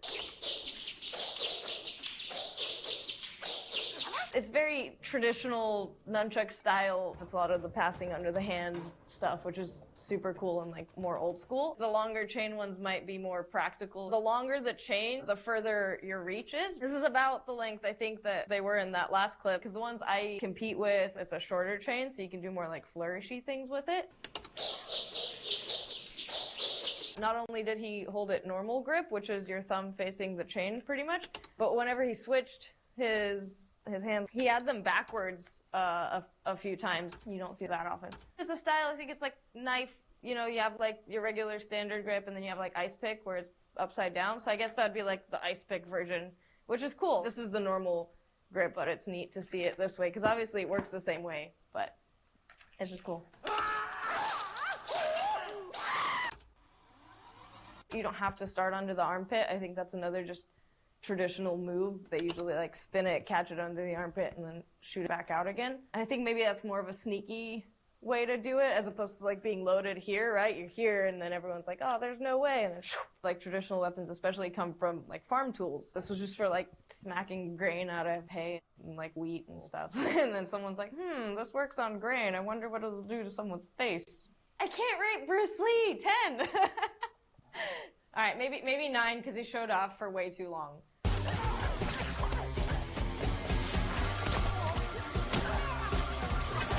You can kind of see a little bit in some of it where maybe the actress isn't completely that well versed with the nunchucks. They're a little bit slower. She's kind of using more of her body and like more of her arms and stuff instead of just like moving the nunchuck very skillfully, but obviously she's quite skilled. There's a few cool moves though. The neck, sliding under the legs and hitting him. It's pretty cool, but it's definitely not as realistic to think that she wouldn't just be grabbed or something. She's being a lot more like calculating and like choreographed with it. The last move where she puts it on her foot and kicks it, I've seen actually like done in forms. So I'd say like 7, but I still love it. Oh, double! There we go. He's just doing the same combo over and over. I love it. It's funny how often it's just like the demonstration of the weapon, especially with nunchucks, is like the bit that is so highlighted. He did a good job. Like obviously it was him doing it, and like the move where he like crosses them isn't very easy to do.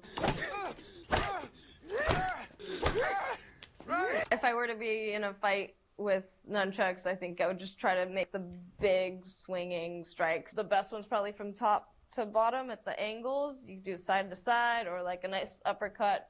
Anything else ends up being a lot more specific. Also, I mean, groin, knees, those are always like defaults for self-defense moves, and a nunchuck to the kneecap wouldn't be very comfortable, so that'd probably be a good one too. So like what he did, you know, just like wailing on him is probably like a really, you know, good default.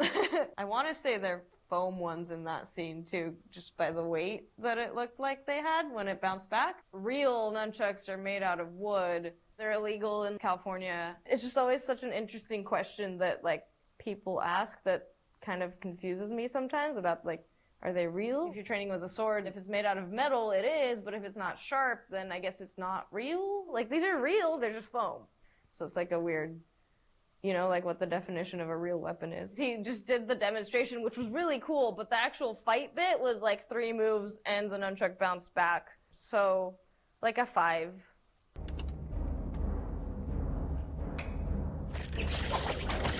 Yes, concealed carry nunchucks. So cool. I've been known to just keep them in a backpack or a purse because I forgot that they're there. So they are very like concealable. Whew. That's dope. I love that he used it to take on a bunch of people surrounding him, because I feel like that's probably the best use of it. Just because if you spin around fast enough, like people aren't going to want to attack you. I think that is a really good use of a flaily weapon. Like if he had a stick, someone might grab it, like disarm him, or, you know, like it's an easier thing to catch when it's like one stick, but when it's a nunchuck, like, it's terrifying. It's scary for the person wielding it, much less someone in front. Those swords are made really well because they're like layered bits of bamboo together. I think it would have to be a really like perfect storm for that to actually happen, seeing as how like these aren't very sharp. But it's Donnie Yen, so you know, like, it's possible. If they wanted to swarm him, they could have like beaten him, but I think it's a really good way to capture the like efficiency and the use of the actual weapon. So I don't know, 9? A fellow checker, eh?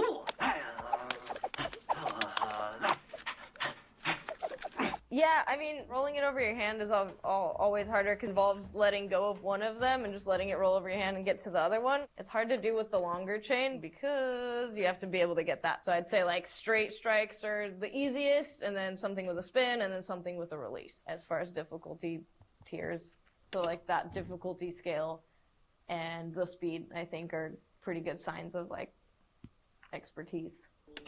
You gotta love Ninja Turtles. It's like the dueling pianos thing. Keep practicing. See, this is where nunchucks get a bad rep. They're like, oh, no one's actually doing anything with them, and then the guy with the stick comes in and beats everyone up. But if they actually got close enough where nunchucks would hit someone, maybe the guy with the bow staff wouldn't have to be there. They showed some good expertise with the nunchucks, but there was zero fight, actual interaction, so I'll have to give it like a 2 or a 3. But again, for the demonstration bit, maybe like a 6 or 7.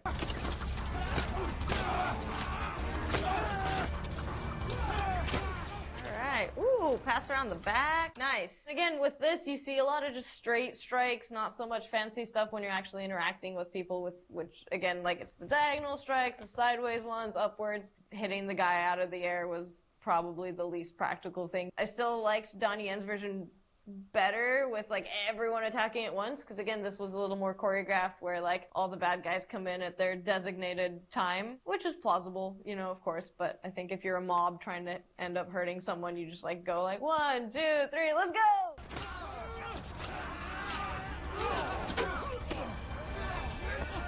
Finishes them off with a kick. He used a lot more, you know, like martial arts kicks and other movement as opposed to just swinging the nunchuck around, because obviously someone who can do nunchucks should have some background in martial arts. It made it feel more realistic because of that as well. The strikes were awesome, but then there were a few of the more intricate things, like when he like wrapped the guy's arm, which I feel like took a little longer than it probably practically would. Like, if someone's punching, you don't really have all that time for that to happen. It's plausible, of course. Like, while it still felt very specifically choreographed, it was a lot more believable than the Kick-Ass one, where there were just like so many specialty moves. Would really suck to get cracked, like, across the jaw or like the eyes. Obviously, a sharp weapon is more practical in a real fight if you're actually wanting to, like, hurt people that bad. But I do think, if you know what you're doing, they end up being like a stick. I used to think that they're not as effective or as good because I thought they'd, like, bounce back. But again, if you don't hit with anything but the last bit, it just whips by a little bit, and then you have a lot of power in that last bit. Maybe not the easiest thing to use in a real fight, but I do think they could probably be pretty devastating if you know how to use them right. Maybe like a 7? That would suck. I feel like the physics of that doesn't quite work, but it's a cool move, you know?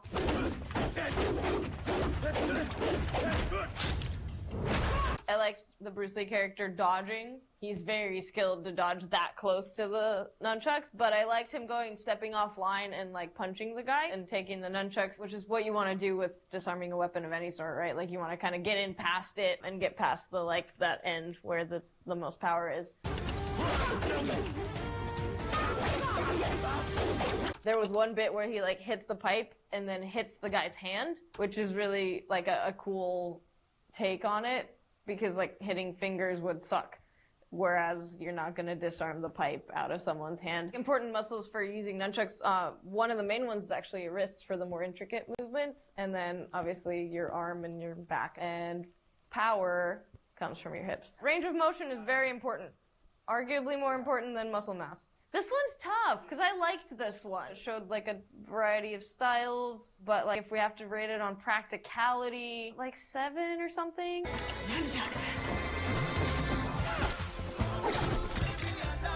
These people need to start holding onto their weapons a little better. Yeah, it's funny to keep seeing that theme of just people taking nunchucks from other people in all of these. I've never noticed that until you have them back to back. You're like, what is going on?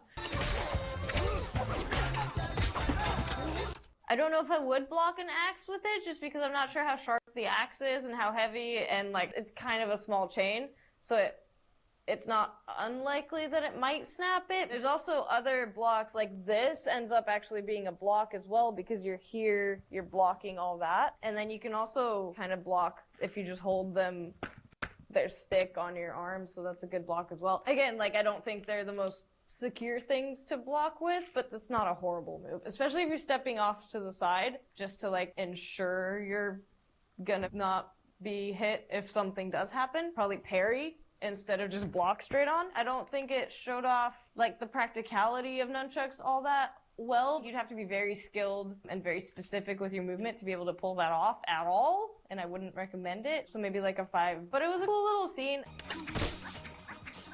Ooh, there's that move again. I mean, he obviously knows what he's doing based on our criteria from earlier, like the intricacy, he's switching hands and the speed at which he's moving them and the spins and everything. So that's really cool to see. I grip it like maybe a thumb width away from the chain and the top, because that's where you have the most control over the other stick as well. I guess for like distance and like just the straight strikes, you might grip it a little lower, and then also depending on the intricacy of your movement, sometimes for some moves you want to grip it a little bit lower so that you can get it around your hand for that, or you want to grip it a little higher if you're doing like a finger spin or something. But generally speaking, you want to be close to the chain on top, and then all you have to worry about is where the chain is flinging the rest of it. So it's a lot more controlled.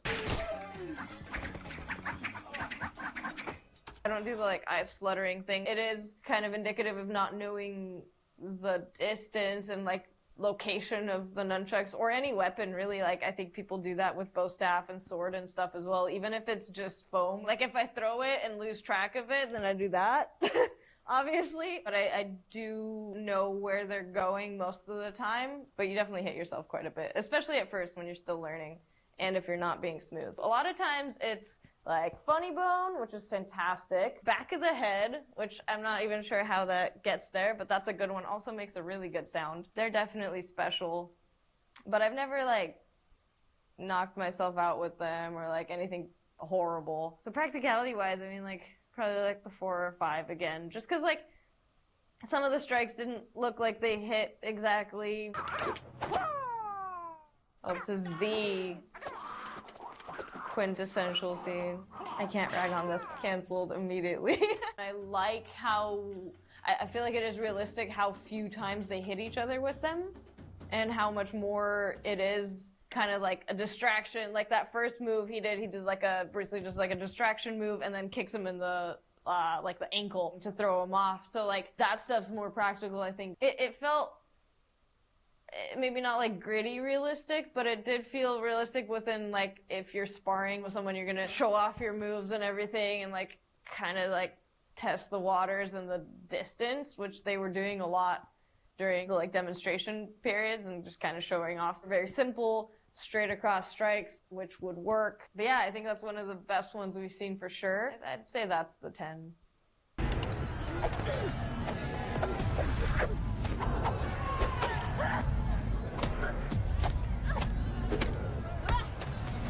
So the spear kind of beat the nunchucks in that, I think, even though she won. Definitely less intricate movement. It was kind of nice that there wasn't a demonstration of skill in this one. It was just like it went right to the fight. maybe the nunchucks weren't the right choice for that girl to use in that fight against the spear. It wasn't bad. I think the other ones obviously were much stronger, showing the benefit of nunchucks and like the practicality of it and the impact of them. Because even in this, like, she hit the girl across the face, but like there wasn't a lot of impact on how that would actually feel. And I think the distance, again, looked a little off because they were so close, so a lot of her strikes ended up being a little weaker looking. The distance felt a little off, and the filming didn't quite showcase the nunchucks as well as some of the other clips would have, so maybe like a 4 or a 3.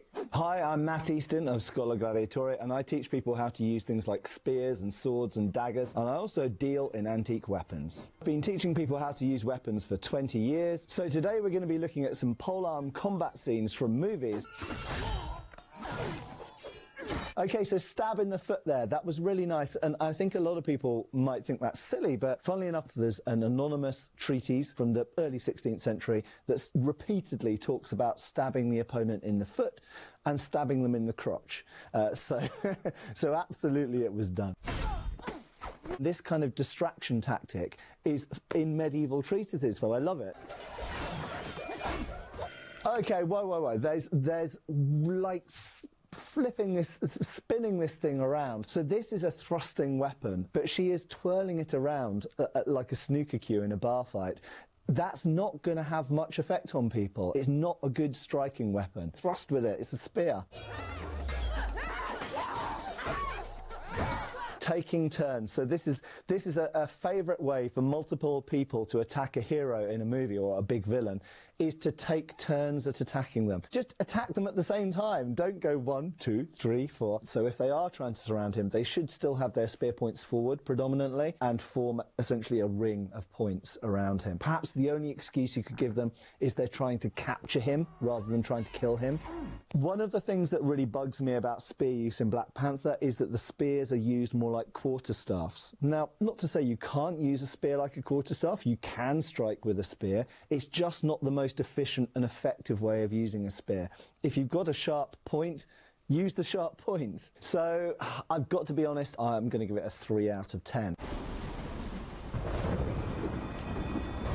So tridents absolutely were used in combat, most famously by Roman gladiators, of course. That's the most famous example, but tridents did continue existing into the medieval period. The fact that you've got multiple projections at the head, the fact that they are heavier, this is a heavier weapon designed for fighting against armour. In that sense, that makes them more like this poleaxe here. He seems to have a secondary crossed guard a little bit lower down, which is quite interesting because there's a parallel with European poleaxes there as well, which has a hand guard here.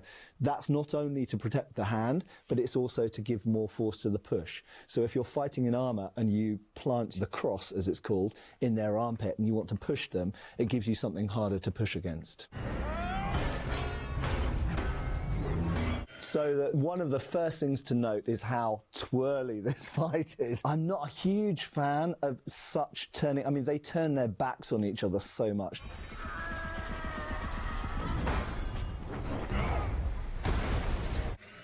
So there's a really nice technique there where he basically turns the back end of his weapon around his opponent's neck in order to throw him. It's sort of an impression of some of the techniques that we do see in historical treatises. And in armour, this is a very good way of overcoming someone. They can get up, but it's not that easy and it's not very quick. That gives you the opportunity to attack them while they're on the ground and disadvantaged. And you can look for the gaps in the armour like their armpits. There's a really nice technique there where the bad guy, one end of his weapon is locked up, and so he swings the other end of the weapon round to strike with the back end. And again, that's completely typical of poleaxe combat. If one end gets occupied or dealt with, then that being pushed aside, you immediately come round with the other end or the middle. I would give this about a 5. So Troy's really, really interesting because it's one of those rare occasions in movie fights where we see them actually attempting to use spear and shield together. You know, the spear and shield was absolutely the standard dueling weapon for heroes to fight with in the ancient world. And you only have to look at ancient Greek vases to see the two heroes standing in front of each other with the spear raised and the shield in front of them. Achilles lances his spear out at maximum length with a thrust, and that is predominantly how spears are supposed to be used. You grip it as near to the back of the shaft as you possibly can. It's actually remarkably difficult to find an opening to stab with a spear if the opponent has a large shield, as here.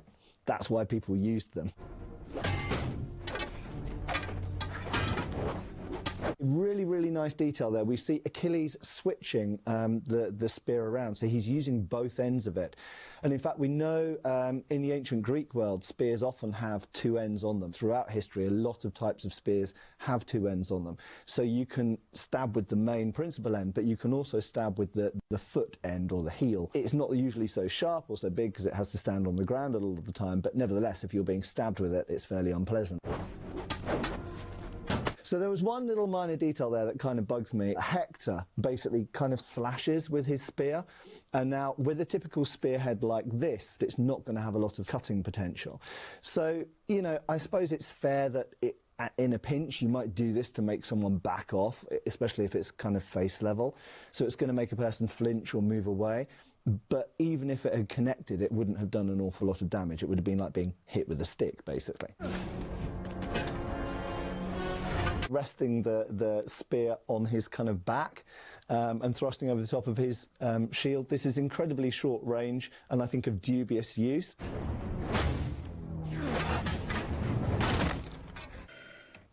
Breaking a spear shaft with a shield, would that work?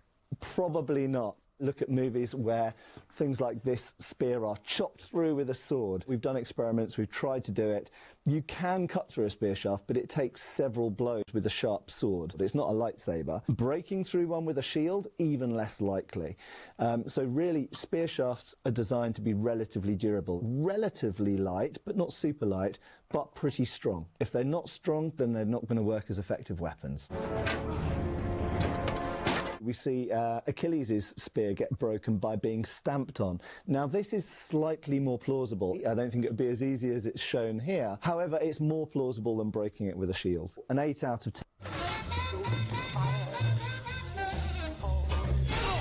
This is a very special javelin, but this is an Olympic-style javelin. It's not really a weapon. If it's the same as a typical one, it's an aluminium tube with a kind of slightly pointy end. So this is not something that's designed to, you know, penetrate thick clothing or go through armor or anything like this. And I have to say, they're not terribly strong either. I mean, if you stepped on one, you could quite easily bend it.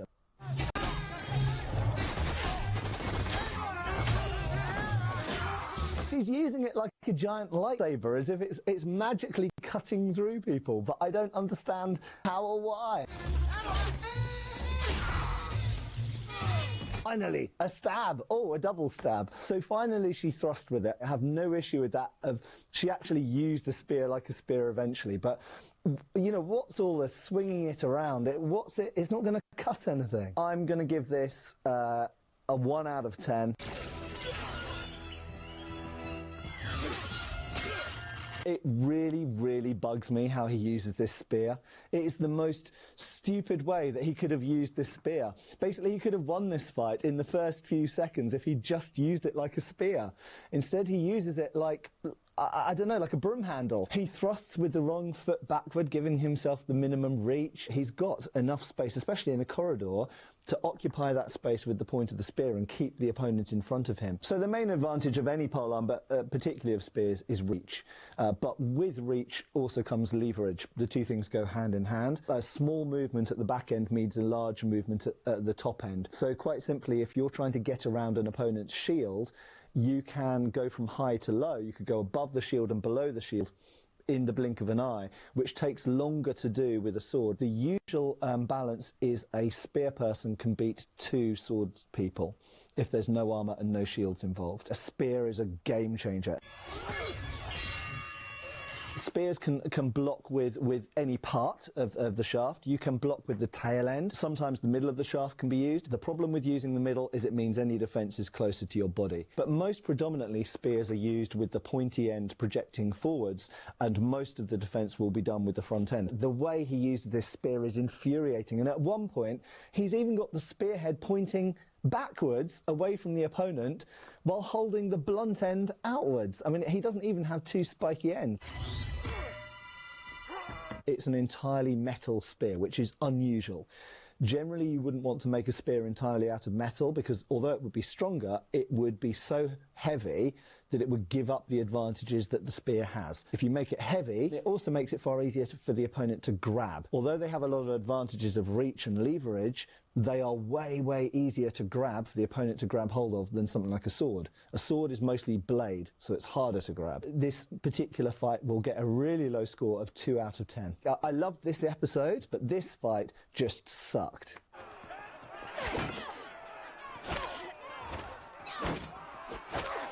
Too much swinging of the spear, not enough thrusting. Thrusting doesn't look as impressive on screen. It's also slightly more dangerous for the actors as well. Despite the fact that in the modern world we probably think of axes or swords associated with Vikings, in any army in the so-called Dark Ages, in the early medieval period, the spear and shield was the primary weapon of battle. They fought in shield walls with a spear. Yeah, richer people might have a sword and other people might have an axe, but those are weapons that are only really useful once you've closed beyond spear range. One of the great things about spears is they are one of the best hand weapons that you can have in your hand, and they're also a really good missile weapon. At any moment they can get thrown, and psychologically that makes a huge difference within the fight. Even if the opponent doesn't throw the spear, the knowledge that they could throw it at any moment as a javelin really changes how you fight. It makes sure you keep your shield up, it makes you very wary. I've once been in a fight, in a tournament in fact, where the opponent had a spear and shield, I had sword and shield. So I'm up there preparing to protect my head and my torso against the spear throw, and I get a spear right in the leg. And if that had been a real spear and gone through my leg, then I wouldn't have been fighting anymore. Thrown spears are incredibly powerful. They will stick deeply into a shield. If they hit you in the body, you're in big, big trouble. I mean, they'll go through a person's torso, and they'll also penetrate certain types of armour. I would give this 6 out of 10.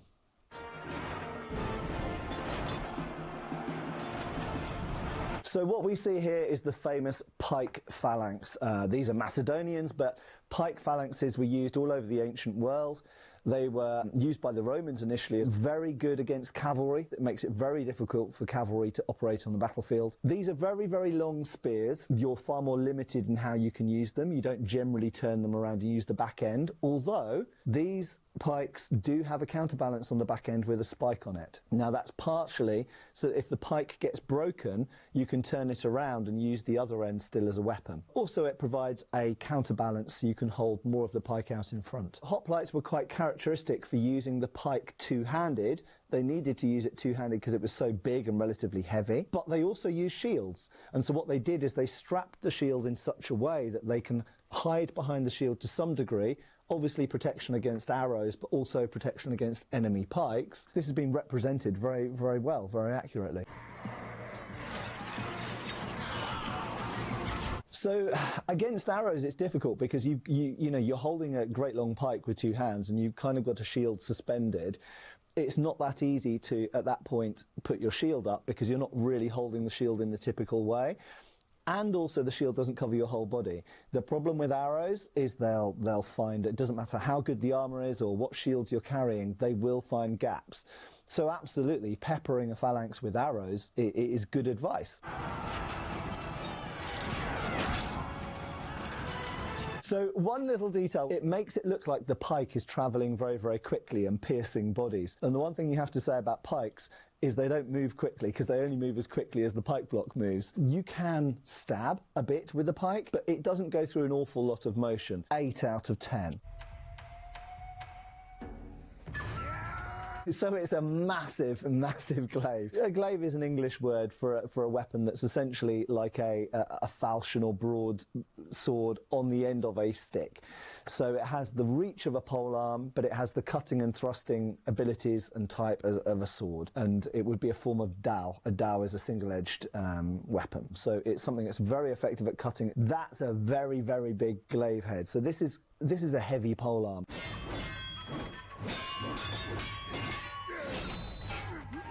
Okay, I actually like the cutting mechanics that he's doing. They're pretty good, but why have they got to grappling distance? He shouldn't have allowed the swordsman to get that close. If you get to grappling distance, the swordsman has the advantage. spinning around the neck. It's not something you'd really want to do in a real fight at all, unless you wanted to lose.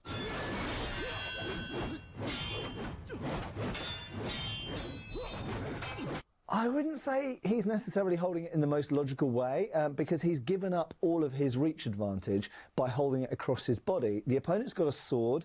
He's got a weapon that's twice its length, so he should be using the reach advantage. I mean, it's beautifully choreographed, but a lot of it is totally unrealistic to how you'd actually use those weapons. And that goes for the swords or the polearms. 3 out of 10. So the bad guy has what we'd probably call it a form of halberd. So a halberd is essentially an axe blade with a rear spike, and usually they have a top spike, but if the axe blade is shaped to have a top spike already, then you don't need an additional top spike.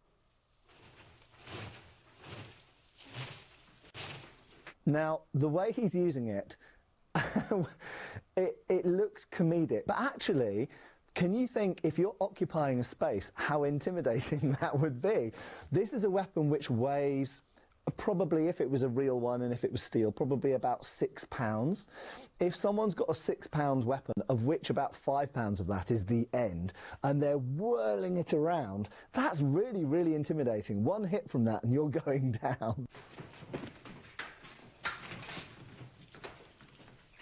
Absolutely the right thing against a polearm wielder. I really, really liked it as a fight. An 8 out of 10. Hi, I'm Shane Adams, the owner of the Knights of Valor, full contact jousting company. I've been jousting for well over 25 years. I have 20 international jousting championships under my belt. Today we're going to be looking at horseback fights in movies.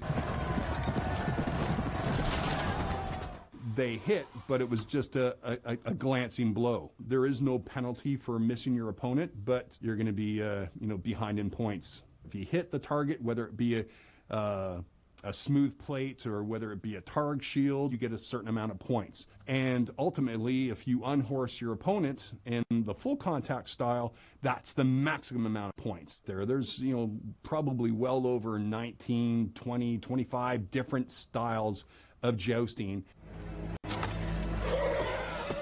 Yeah, see that ridge around that shield? Bad news. You don't want a lip around the shield. You don't want any spot where that lance is going to connect and lock into the lip. You want to be able to deflect the lance away from your body. So, it's completely wrong shield. The jousting that was there, it was decent for a theatrical style joust. If there were true knights, they wouldn't be holding their shields like that. They're leaving themselves completely exposed from the top of the shield to, throat, head. That scene where the horse actually does fall into the joust list, usually it would be the opposite way. So the person would be getting hit coming off to the right side. Based on the fact that we do real full contact jousting, we always drop the reins. So that way there, if you get off balance, you're not going to be pulling your horse to the extent that you're going to be pulling your horse down onto the ground with you. I'm 265 pounds. Add my armor, I'm 415 pounds. Riding a 2,000-pound horse, charging at 20, 25 miles an hour against the same opposing force. It's a car wreck. So when we hit, there is a lot of force being generated. Both guys were not wearing proper equipment as far as gorgets to protect their necks, because the lance can hit and come up and straight into your throat. You could tell right away, looking at the tips of the lances. The Hound's lance didn't have a cornell on it, didn't have like a tip on the end. It was a sheer point. Knights back in the olden days, the nobility were the ones jousting. They didn't want to go out there and kill each other. And the ends of the lances had cornels put on them, again, to disperse the impact force on the knight's armor. It's like a cast fist put on. Well, if you don't do that, you have a scene possibly like this. And historically, that could have definitely happened. So I'm a total Game of Thrones geek, and I love the show. However, I have to give it a 4.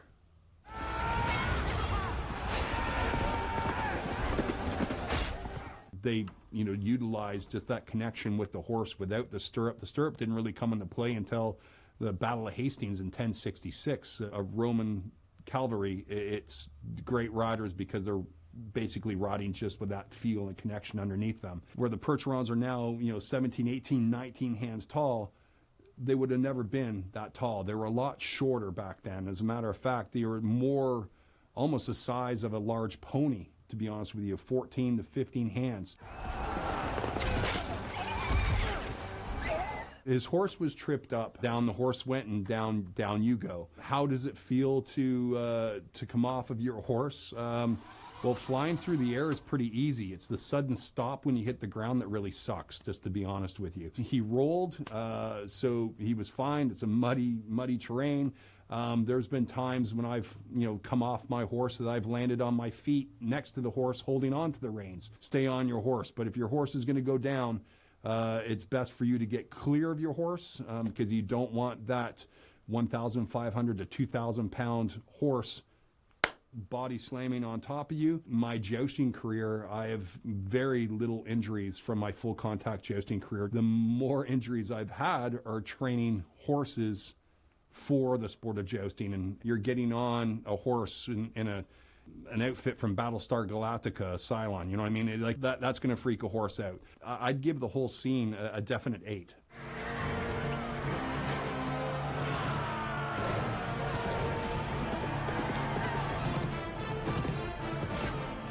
So you have two different styles of jousting. You have Heath Ledger, with a Targ shield, and you have his competitor coming down in full plate harness, more of a northern Italian style where he had no shield.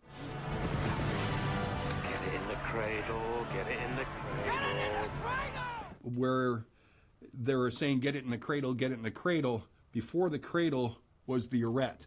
And on the ends of the lances, they'd have a small disc of wood or a ring set in place to be able to catch this arete. So when you bring that lance down, the lance will slide in and lock into that arete. So it'll stop the lance from going any farther back. So all that pressure comes onto your body, and you're able to give that much more of a forceful hit with your body to be able to break those lances and ultimately unhorse your opponents. Try and hold on to 1,800 pounds of force. I hate to admit this, but I broke my hand 7 times trying to learn how to give devastating hits. And I don't know how many times that a bone has been sticking through my thumb in an actual jousting competition. And even in this movie, you see these horses completely decked out, but it's deceiving. A lot of people think, oh, they're wearing that armor to protect the horse. Well, the horse was never a target. As a matter of fact, back in that period of time,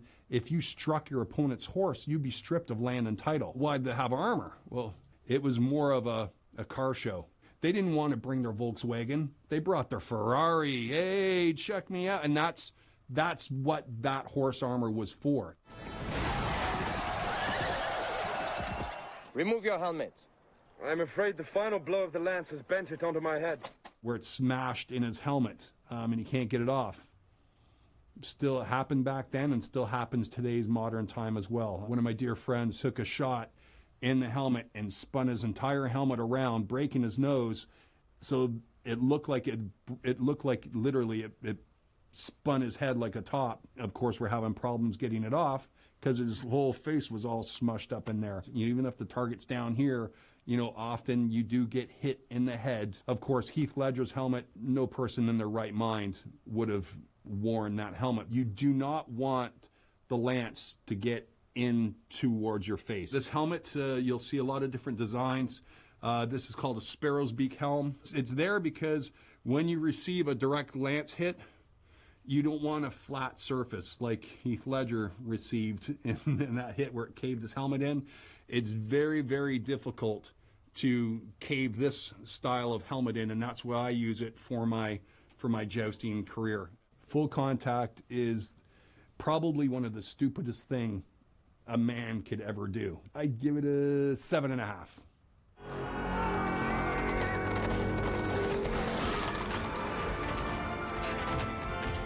The goblins open up the door and they charge down.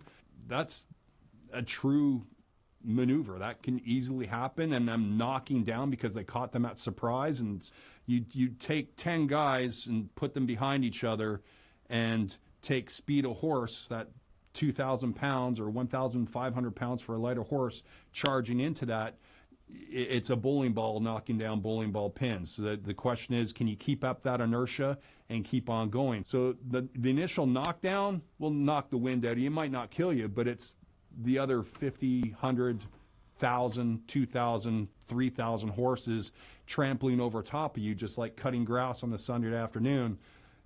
You're going to mow down what's in front of you. So very true and could easily happen, and it did happen, you know, historically, absolutely. You see King Theoden, you know, kind of wobbling off balance a little bit. It could be the fact that the actor wasn't comfortable in the saddle. Picking up a weapon and wielding it on horseback, again, is that much more attention to the weapon and less attention on what you're actually riding. When I train people how to joust, I always tell them from the hips down rides the horse, from the hips up does the task. So the upper body can stay, you know, glued and have a good platform to be able to wield that sword or couch that lance or, you know, spear that ring or whatever your job entails on that given specific day.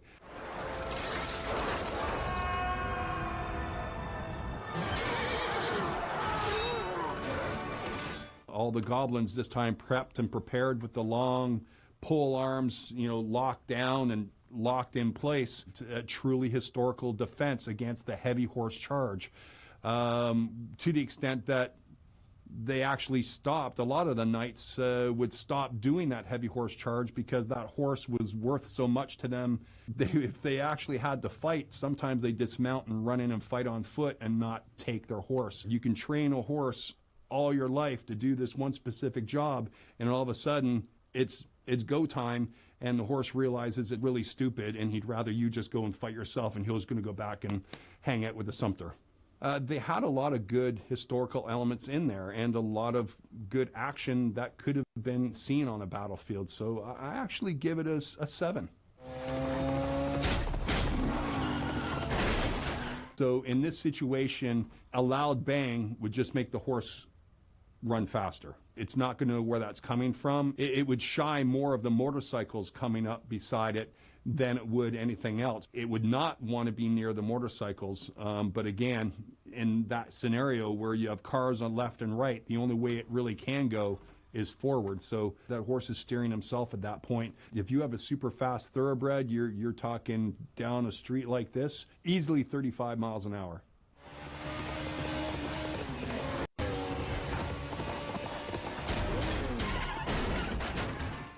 Great scene. It looks like Keanu Reeves did all of his own stunt there. You have to be a great rider to be able to do that, and he pulled it off. You know, you could tell he had a stunt saddle on. It had a really high pommel that he was able to grab when he put his foot in the stirrup to go to the side of the horse to be able to, you know, shoot from the front barrel of the chest. In real life, you wouldn't have a pommel that high, you know, in front of you to be able to grab. You would find that for stunt riders. Not to say that a good equestrian can't just on a Western saddle be able to do that. It was a really good stunt, very realistic, and could easily happen. I'd probably give it an 8.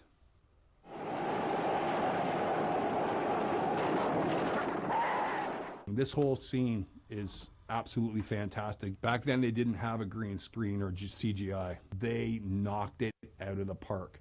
That is 100% what I believe historically a chariot race would have been like. A lot of people died in the chariot races. It was a very dangerous thing. I drive a chariot. The more horses you add, the more power and more dangerous it gets. The chariots back in that time were pulled by 1, 2, 3, 4 horses. Of course, you see all these, you know, cars doing drifting on tracks. Well, you know, that's nothing because we can do drifting with a horse and a chariot. It's amazing. Those horses are connected by reins from the lead horses all the way back to the driver sitting in the chariot. In the rider's hands, in this point, he would have a set for the left horses and a set for the right horses, being able to control that.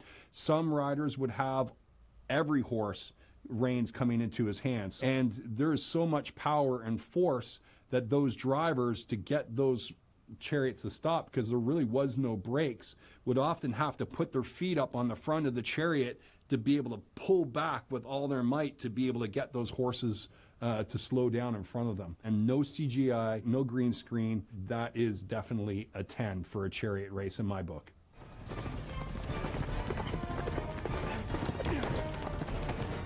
If you have a good riding ability and a good horse, you can do anything on top of that horse. How the rider steps off and a flying Y, or it switches around for a W because he comes back up around the other way and sits back up on that horse. Once you form that partnership with the horse, again, you can do anything with that horse.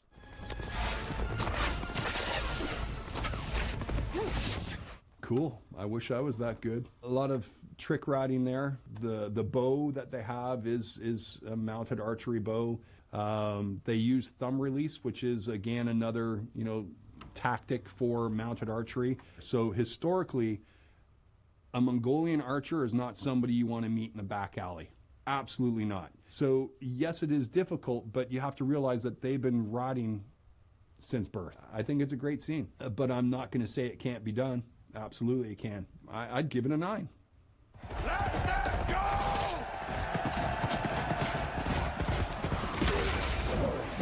The style that they're doing is open field, meaning that there's no actual list. They stopped having open field jousts because the horses were colliding into one another, and they didn't, again, want those injuries happening to the horses.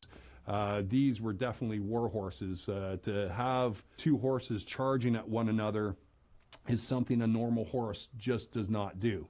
They are flee and flight animals. They are not turn and charge down animals, unless it's a mare chasing off a stallion or another stallion fighting for turf with another stallion. The lances, they could have done a better job. The lances, you could tell, have a tip on them. So they were a tournament lance. It's a cost-saving factor, and they put new tips on. An actual joust of war, which would have been a solid shaft and would have had the pointed cornels, like not the blunted cornel, or the flared cornel. They would have had like points on them. I'm not sure who was teaching them how to joust, but punching with your lance like that, not good. You want to hold that lance as tight as you can to your body, because that's what's going to give that strength. You're not going to get anything by throwing a punch except for a broken wrist or a broken hand.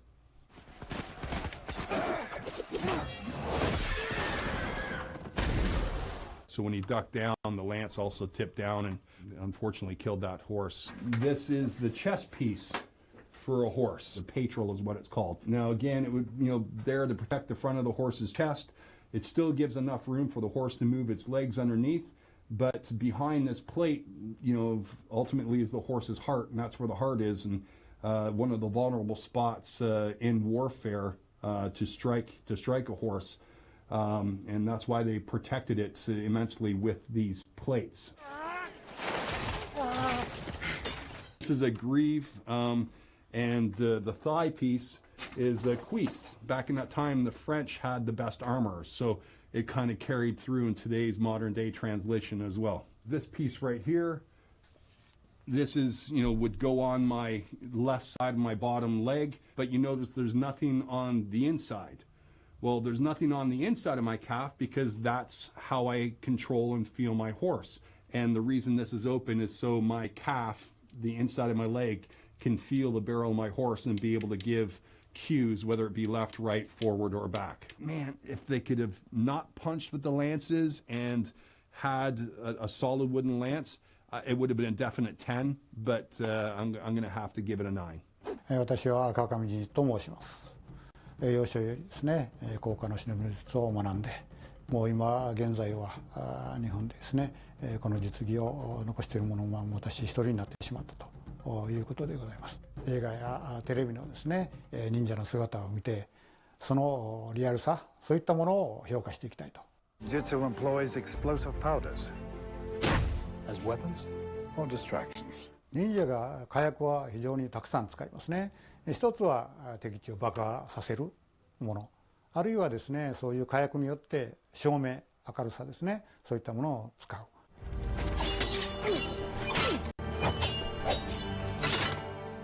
だからああいうそんな激しいね刀を打ち合わせっていうようなことはほとんどないですね。忍びの者はですね、その任務っていうのは一番大事なのは敵の様子を探って味方に伝えることなんですよね。いやー、随分この映画の剣術はあんだけ刀当てたらですね、刀ボロボロになって切れなくなりますね。Ninja understands that invisibility is a matter of patience and agility. Abhi! 人間が消えることはないので、まあ忍者がねそういう姿を隠したり錯覚させるというのは、それは一つの実技の中での、コアな部分というほどでもないですがね、一つの大切な一部分であることは間違いないですね。忍びの術、忍術ですねというのはどういったものかといいますとですね、端的に言いますと現代のスパイとか特殊部隊のそういった実技であるわけですね。難しいね。50%。5。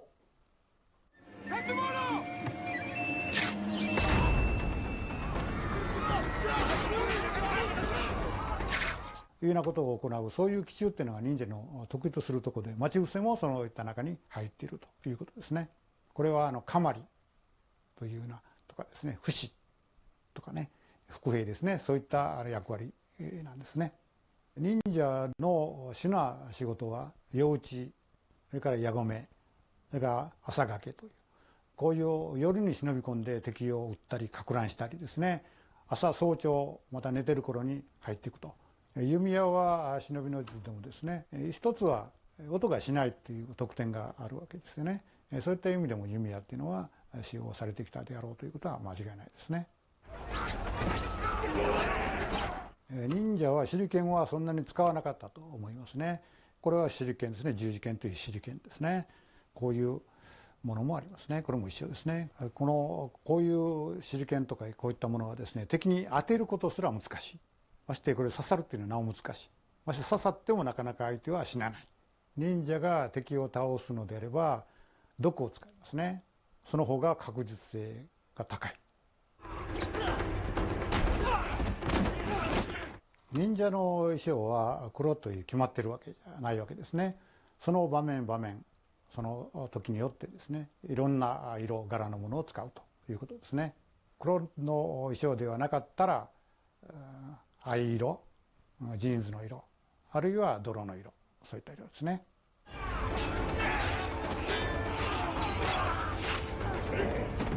これは普通の刀ですね。これは胴太抜きという刀が作る刀工というんですか、ものが作った刀ですね。でこれは普通のお侍が使うような長い刀ですね。忍者はですね、暗闇とかで動く、あるいは狭いところで動くので短い目の刀の方が都合が良かったということですね。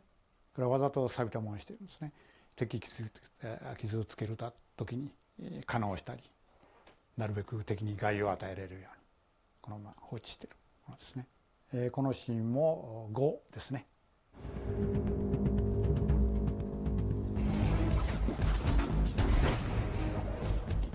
映画で使っている鎖鎌の使い方は間違いではないですね。これ鎖鎌ですね。小さいタイプです。これ大きいのとかいろいろ種類があります。今回持ってきているのは小さいタイプ。でもこれも忍者が使う専用というわけではないですね。侍の武器ですね。特に江戸時代は女性が稽古した武器ですね。これで敵を攻撃したり、これで敵を受けたり挟んだりしたりですね。こういろいろさまざまに使うものですね。ジャンプをする必要もないけども、ジャンプして使うこともあるにはありますね。技としてはありますね。あんまりしないけどね、時々します。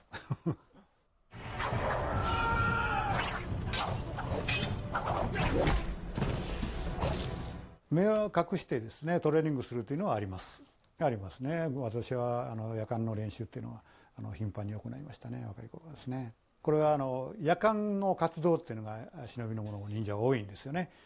そのためには暗闇で動く、練習をしとかないといけないのと、気配を察する練習ですね。全身の感覚を鋭敏にするための練習です。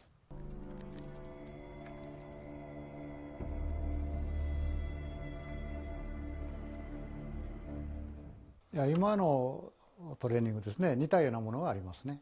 指とか拳を鍛えるために逆立ちしたりして行うのはありますから。釘ってそういったものじゃなくて、もう普通の地面あるいは普通の板の間ですね、そういう下に何か敷くっていうことはそういうのはないですね。6ぐらいかな。10点満点の6ぐらいですね。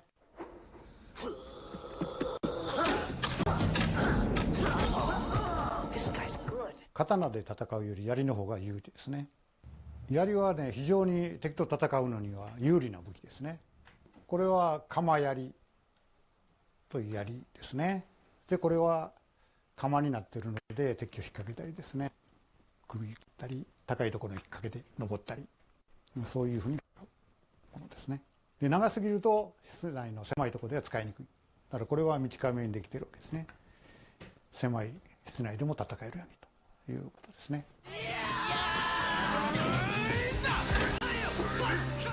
忍びの者はチームで働くことが多かったと思いますね。特に夜討ち、矢込め、朝掛けという奇襲をするときにはですね、当然チームで行うわけですね。忍者が2つ刀を使うというそんなものは決まったものはないですよね。だから武術として両手を使うことはあっても、忍者が両手を使った武器が専用物とかそういったことは全然ないですね。忍びの者は年格闘が下手ということはないと思いますね。武術の修行っていうのはそれなりに行っているわけなので、結構うまかったと思いますよ。剣術っていうのは日本で非常に大切な武術なので、一番たくさん稽古したと思いますね。でも忍術そのものはそういった格闘の術とかですね、特殊な武器で戦う術だけではないわけですね。そういったものも含まれる生存するための特殊な技術、それが忍びの術であるわけですね。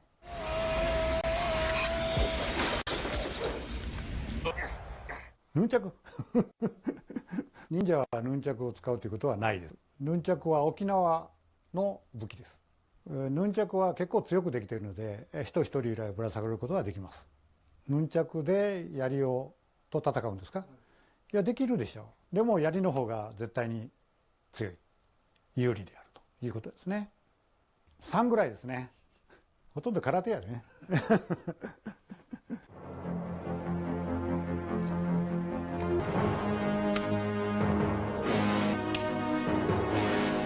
これが手工手鍵ですね。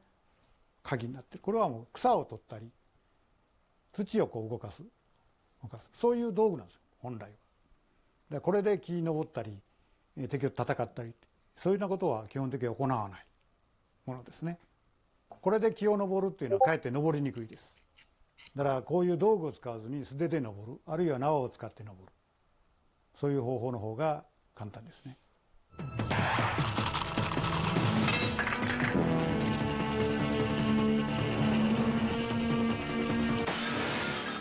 忍者が屋根から屋根へ移ったり木から木へ移るという技法はありますね。窓っていうのは壊すっていうからガラス窓っていうのは昔ないですからね。日本にそういうのはありませんから、そういうことはやらなかったと思いますね。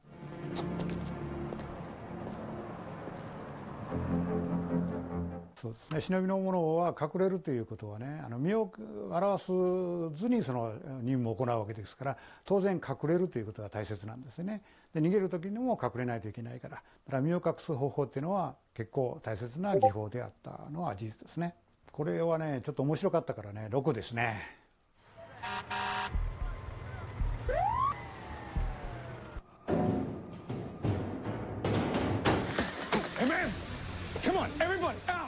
忍びの者の働きがその敵地を撹乱するということにあるので、火で焼いたりですね、鉄砲で撃ったり爆薬を仕掛けたりで、そういうことが役割として重要だったということですね。で、火術という火の術ですね、そういったものは忍者の得意とするところですね。忍者の使うその果実のことを忍術と言って表現している忍術の虎の巻秘伝書があるぐらいですからね。Where are you?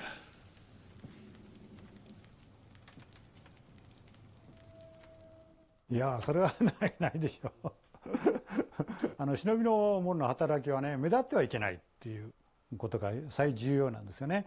ミッション終わったら速やかにすぐに逃げる。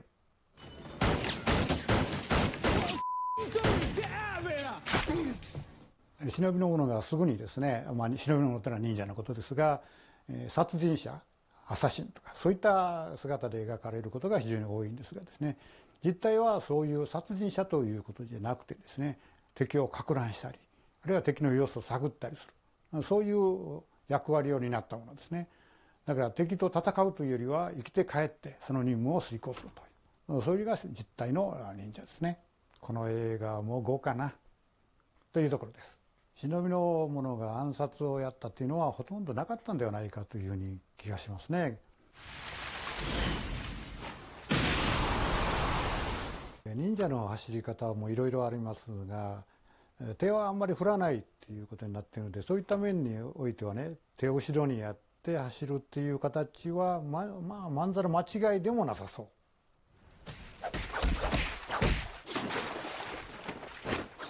映画でやってる九地五神は間違ってますね。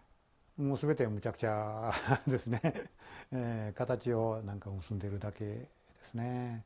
九地の院っていうのは自分の身をですね守ってもらう敵からですね、そして敵を打ち破るという、そういう密教ですよね。それから資源道とかそういう日本の宗教の中の行の一つですね。この雷九地五神は魔術マジックですよね。だから呪術です、日本語で言うとね、そういったもんですね。人間を超える能力は出せないから、普通と変わらないと思いますね。ただ少しだけ、ちょっと秀でたところはあるんでしょうけども、大きくは普通の人と変わらないということですね。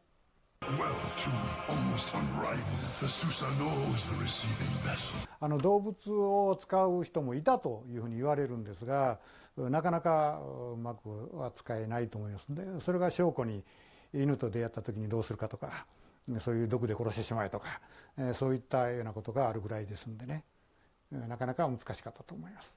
この映画は1から10だと4ぐらいです。よくやったな。忍びの者は江戸時代にも当然いたし、もっと以前からいたということですね。江戸時代に忍びの者の役割っていうのはやっぱり民衆ですよね。そういうのの監視とかですね、侍の不行跡あるいは反乱しないかとかですね。もう忍術もですね、江戸の時代が終わった頃にですね、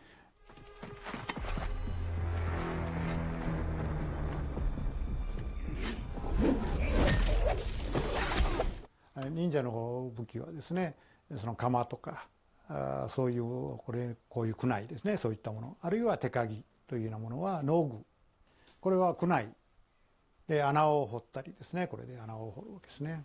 で壁にこう穴を開けたり、で松明ってこの火をこう明かりにしてそういう火を持つための道具であったり、あるいはこれを木とか石垣の間に入れてですね、ここにこう足をかけて登るとか、いろいろ様々にする。最学的にはこれをまた握って敵と戦うこともできると。映画は戦う部分を表現してましたよね。1から10で4ぐらい、この映画のところですね。この4の理由っていうのはね、どうもその忍者の本当の役割の部分っていうのがあまり見えない。My name is Jamie Yankovitz. I'm the creator of Survival Arts Academy. We use the indigenous fighting arts of the Philippines, also known as Kali, Arnis, or Eskrima. Today we're going to look at some of the movies that have popularized Filipino fighting arts. He has to be very careful in the situation. Even though they're in a public setting, this is a close quarters combat fight. This is them getting very, very close to each other and him not having a lot of time to respond to the blade. The Winter Soldier throwing the blade and catching it seems very flashy. It doesn't seem to be quite useful. It's not very realistic. More seemingly for the movie effect. And then there's a moment where the blade is actually coming at the Winter Soldier right there. So in that moment where he's trying to grab the arm underneath, we wouldn't recommend that kind of response. So the reason being is that the hand that's holding the blade is, again, with that ice pick grip, the blade is coming in right here on the face. And we would encourage students to get on this side of the blade, on the outside, or try to bring that arm another way. It really makes you think about your ability to learn these kinds of techniques. And the truth is that it really depends on the student. It depends on, the style of fighting that you're learning. We would have to give Captain America a 5 out of 10. Just because it wasn't too realistic. As exciting and great as it is, Uma Thurman shows exceptional reflexes. Maybe superpower ones. What we would recommend in survival arts training is the way that we step out of the situation. We would step 45 degrees and we try to be on the outside of the body and the outside of that bladed edge. So we're seeing Vivica actually stab and try to kind of like hit in these broken strikes, but never actually fully commits to full fluid strikes, which would make her movements a lot more realistic and believable and effective in trying to kill the main character. The proper way of striking would be to do fluid strikes, whether you're doing it with a long blade, a stick, a short blade. And so you'll be, moving in a more effective means and also not wasting any movement. So basically, when you're holding a knife, you're going to be looking at 2 main grips. So we're going to be looking at this very common kind of knife grip, which moves in this kind of motion. And so you'll see here that Vivica is actually using this knife grip, okay? And then you'll see in comparison that Uma Thurman is holding it in this knife grip, which is the ice pick grip. Also very effective. So these are 2 of the best knife grips that you want to understand and also be able to respond to.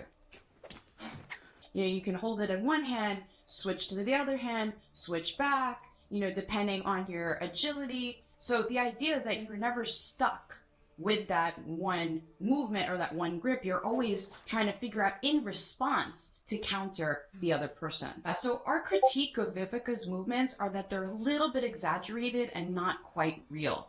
So we're seeing a lot of wasted movement here and a lot of openings for her to also be attacked. For this kind of movie, we would have to give a score of 4 out of 10, but it is a lot of fun and we are big fans of Kill Bill. At first, he has no weapon fighting against multiple weapons and somehow manages to get a weapon. So that's great that he was able to actually disarm, and it shows the different kinds of weapons that we actually train in Kali. So, we work with single sticks and double sticks, and in this particular film, they're working with batons. A baton is just another form of stick work. So having a baton and being able to use that with the fluid strikes against multiple ones is actually recommended. We can trace the roots of these systems as early as the 12th century or the 15th century when the Spanish colonized the Philippines. And a lot of systems are even traced to 1898 when the American colonization period. During these times, weapons were confiscated and banned by the colonial forces. So indigenous peoples creatively hid in different ways. So for example, the blade was taken away, we replaced it with a stick. And the stick represents the blade. And so that's why we always train with the stick first. We also need the movements of the fighting arts within dance.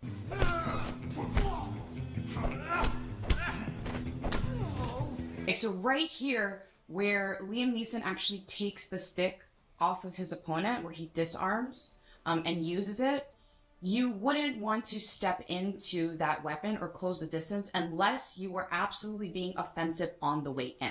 When you're thinking about going against opponents with a weapon or attackers with a weapon, you would never want to turn your back to that person. The right way would be to come into the attacker being offensive, with an attack to the face and an elbow to the face, anything that is coming in to do some damage in order to get close to that weapon and then disarm it.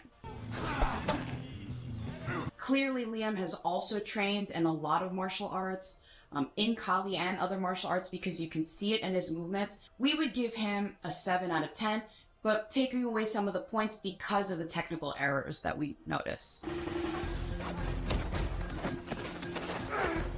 The knife is coming and Jason is responding. He's parrying here. He is also maintaining control by staying close to the attacker. So in a close quarters situation, every movement, every second counts. And as you can see from Jason Bourne's movement, every touch is offensive.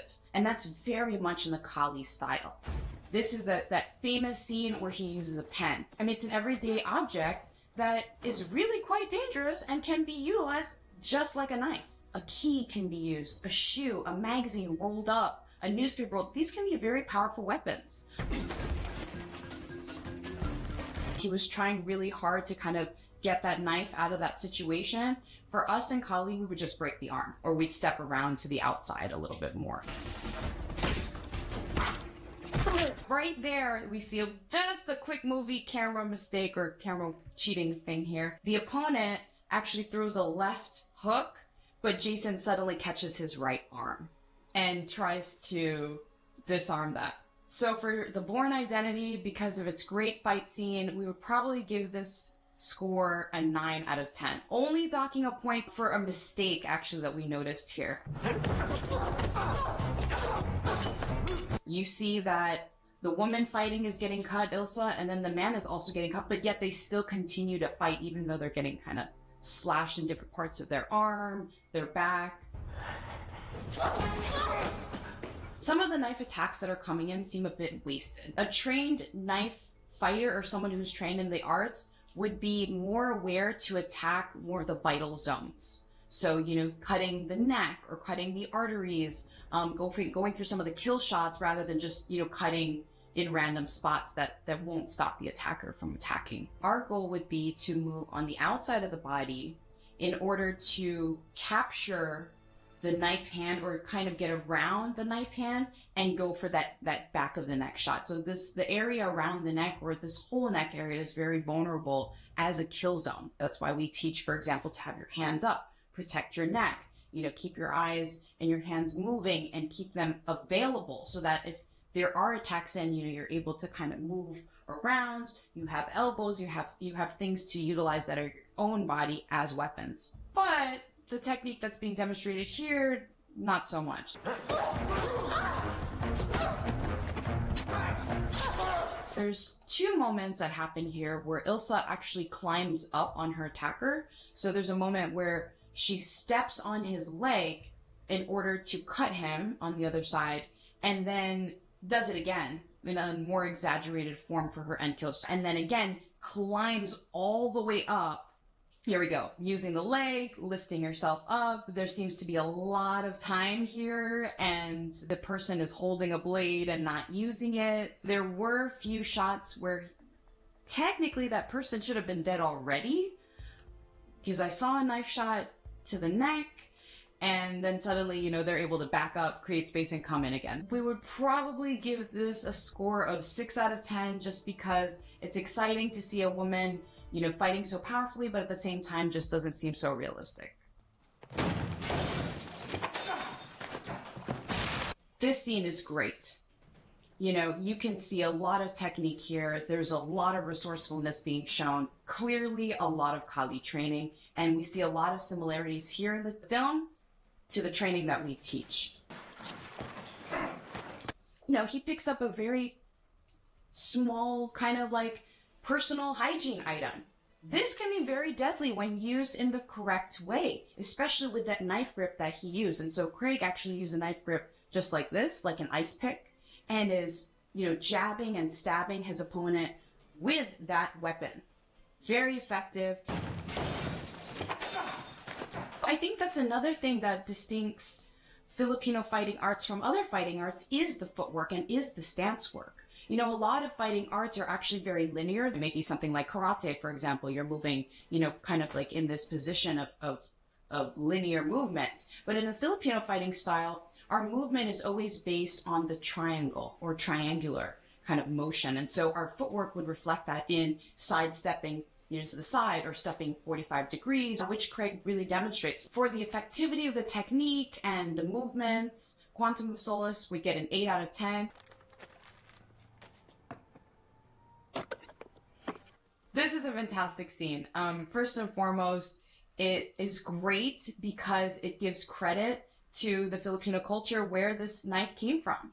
So the balisong is another name for the butterfly knife, which originated here in the Philippines. It actually came from a region in Luzon called Batangas. And it is a butterfly knife because of the way that it opens up like a butterfly and has double-edged blades on each side. So it's very, very dangerous.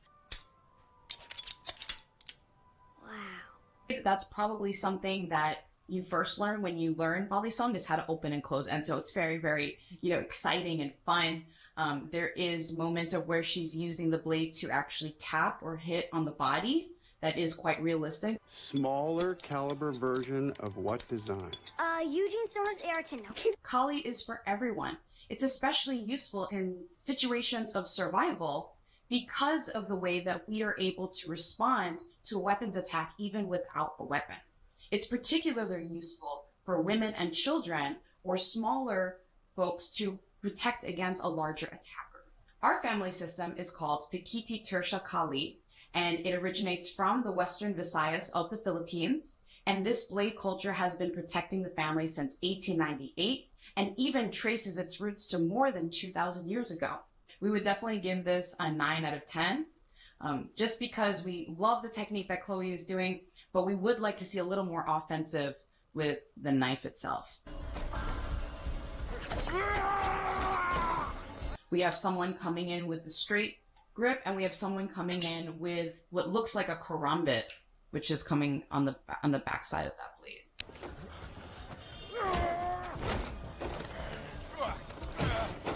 When you get real close to the weapon then becomes rendered useless, which is the point sometimes, right? Like sometimes you need to step into that weapon hand or get close offensively in order to take control of that weapon, or you need to find a way to distract and knock the senses in other ways in order to get out of that situation. So very intense close quarters situation with blades, but also very, I would just say very interesting. When it comes to strength and size, it doesn't really matter when it comes to the blade.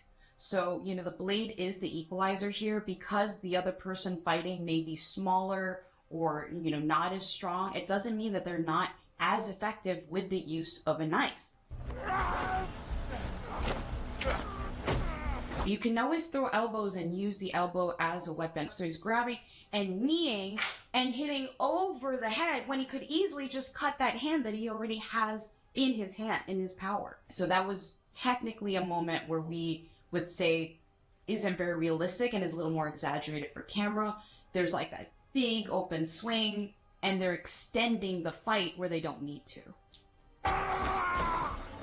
Usually in movies you'll see like total destruction and chaos and collateral damage and collateral murder, but in this case, they kind of stop and wait for everyone to pass and they get right back into it. So it's kind of funny. Probably give it about a 7 out of 10 because they did great, with the knife grips, but technically speaking, there were a few errors that we noticed that kept the fight scene a little too long than it had to be.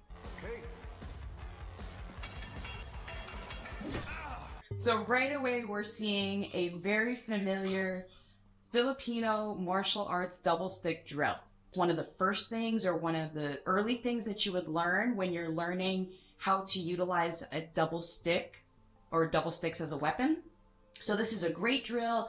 We often call this upper six or heaven six. The actors are not properly chambering their weapons. So that's something that wouldn't be seen in a real Filipino martial arts training. When you have the sticks, every time you strike, you chamber. So the idea is that you're always bringing the stick back before hitting again. Is a bit of a camera cheating angle that's happening. So the way that we do this particular drill is with a lot of footwork. You'll see us, moving with the double sticks and moving forward and back, exchanging feet and moving around in a circle, most importantly. At first glance, you might think, oh, well, they are moving around in a circle, until you look carefully and realize that the actors are actually not doing the footwork, and it's the camera itself that's moving around in a circle. They do the drill, and one of the guys hits the other one. If you're doing the drill correctly, you wouldn't get hit because you would continuously be doing the drill. So that's another thing that we notice, like, oh, you know, that doesn't seem too realistic because they stopped. Why did they stop? We would probably give it a 4 out of 10 for realism. And it's one of the greatest movies, and it definitely demonstrates a ton of Kali work. I mean, Denzel here is using a long blade. He's fighting against multiple opponents. He's using all kinds of slashes, circular movements, lateral strikes. He's thrusting. He even puts the blade down at one point and then brings it back out. So this is really a great demonstration of extensive Kali training. I do know that Denzel did train with Jeff Yamada at the Dan Inosanto Academy in Los Angeles to develop these skills. Jeff Yamada does train at the Inosanto Academy, where we've trained with our Grandmaster. We've had the pleasure of meeting Jeff. We're talking great classic choreographers here. He is countering every single attack that is coming his way. That's the mindset of Kali, that instead of, you know, moving around and trying to go after each person, if you stay in one place and wait for the attack to come, but be able to move the feet and the blade in an effective way, then you're able to respond very effectively. This is a great example of not having to do too much, but also doing a lot in that one space that you're confined in. This weapon looks like a machete. A machete here in the Philippines would be called a bolo. You know, it would be considered an everyday blade, something that would normally be used to, you know, cut sugarcane or to, you know, engage in farming or fishing or building your house. So it seems like, you know, just an everyday kind of blade, but the way that, and the length of it. So the length of it is quite long. It's considered a long range weapon.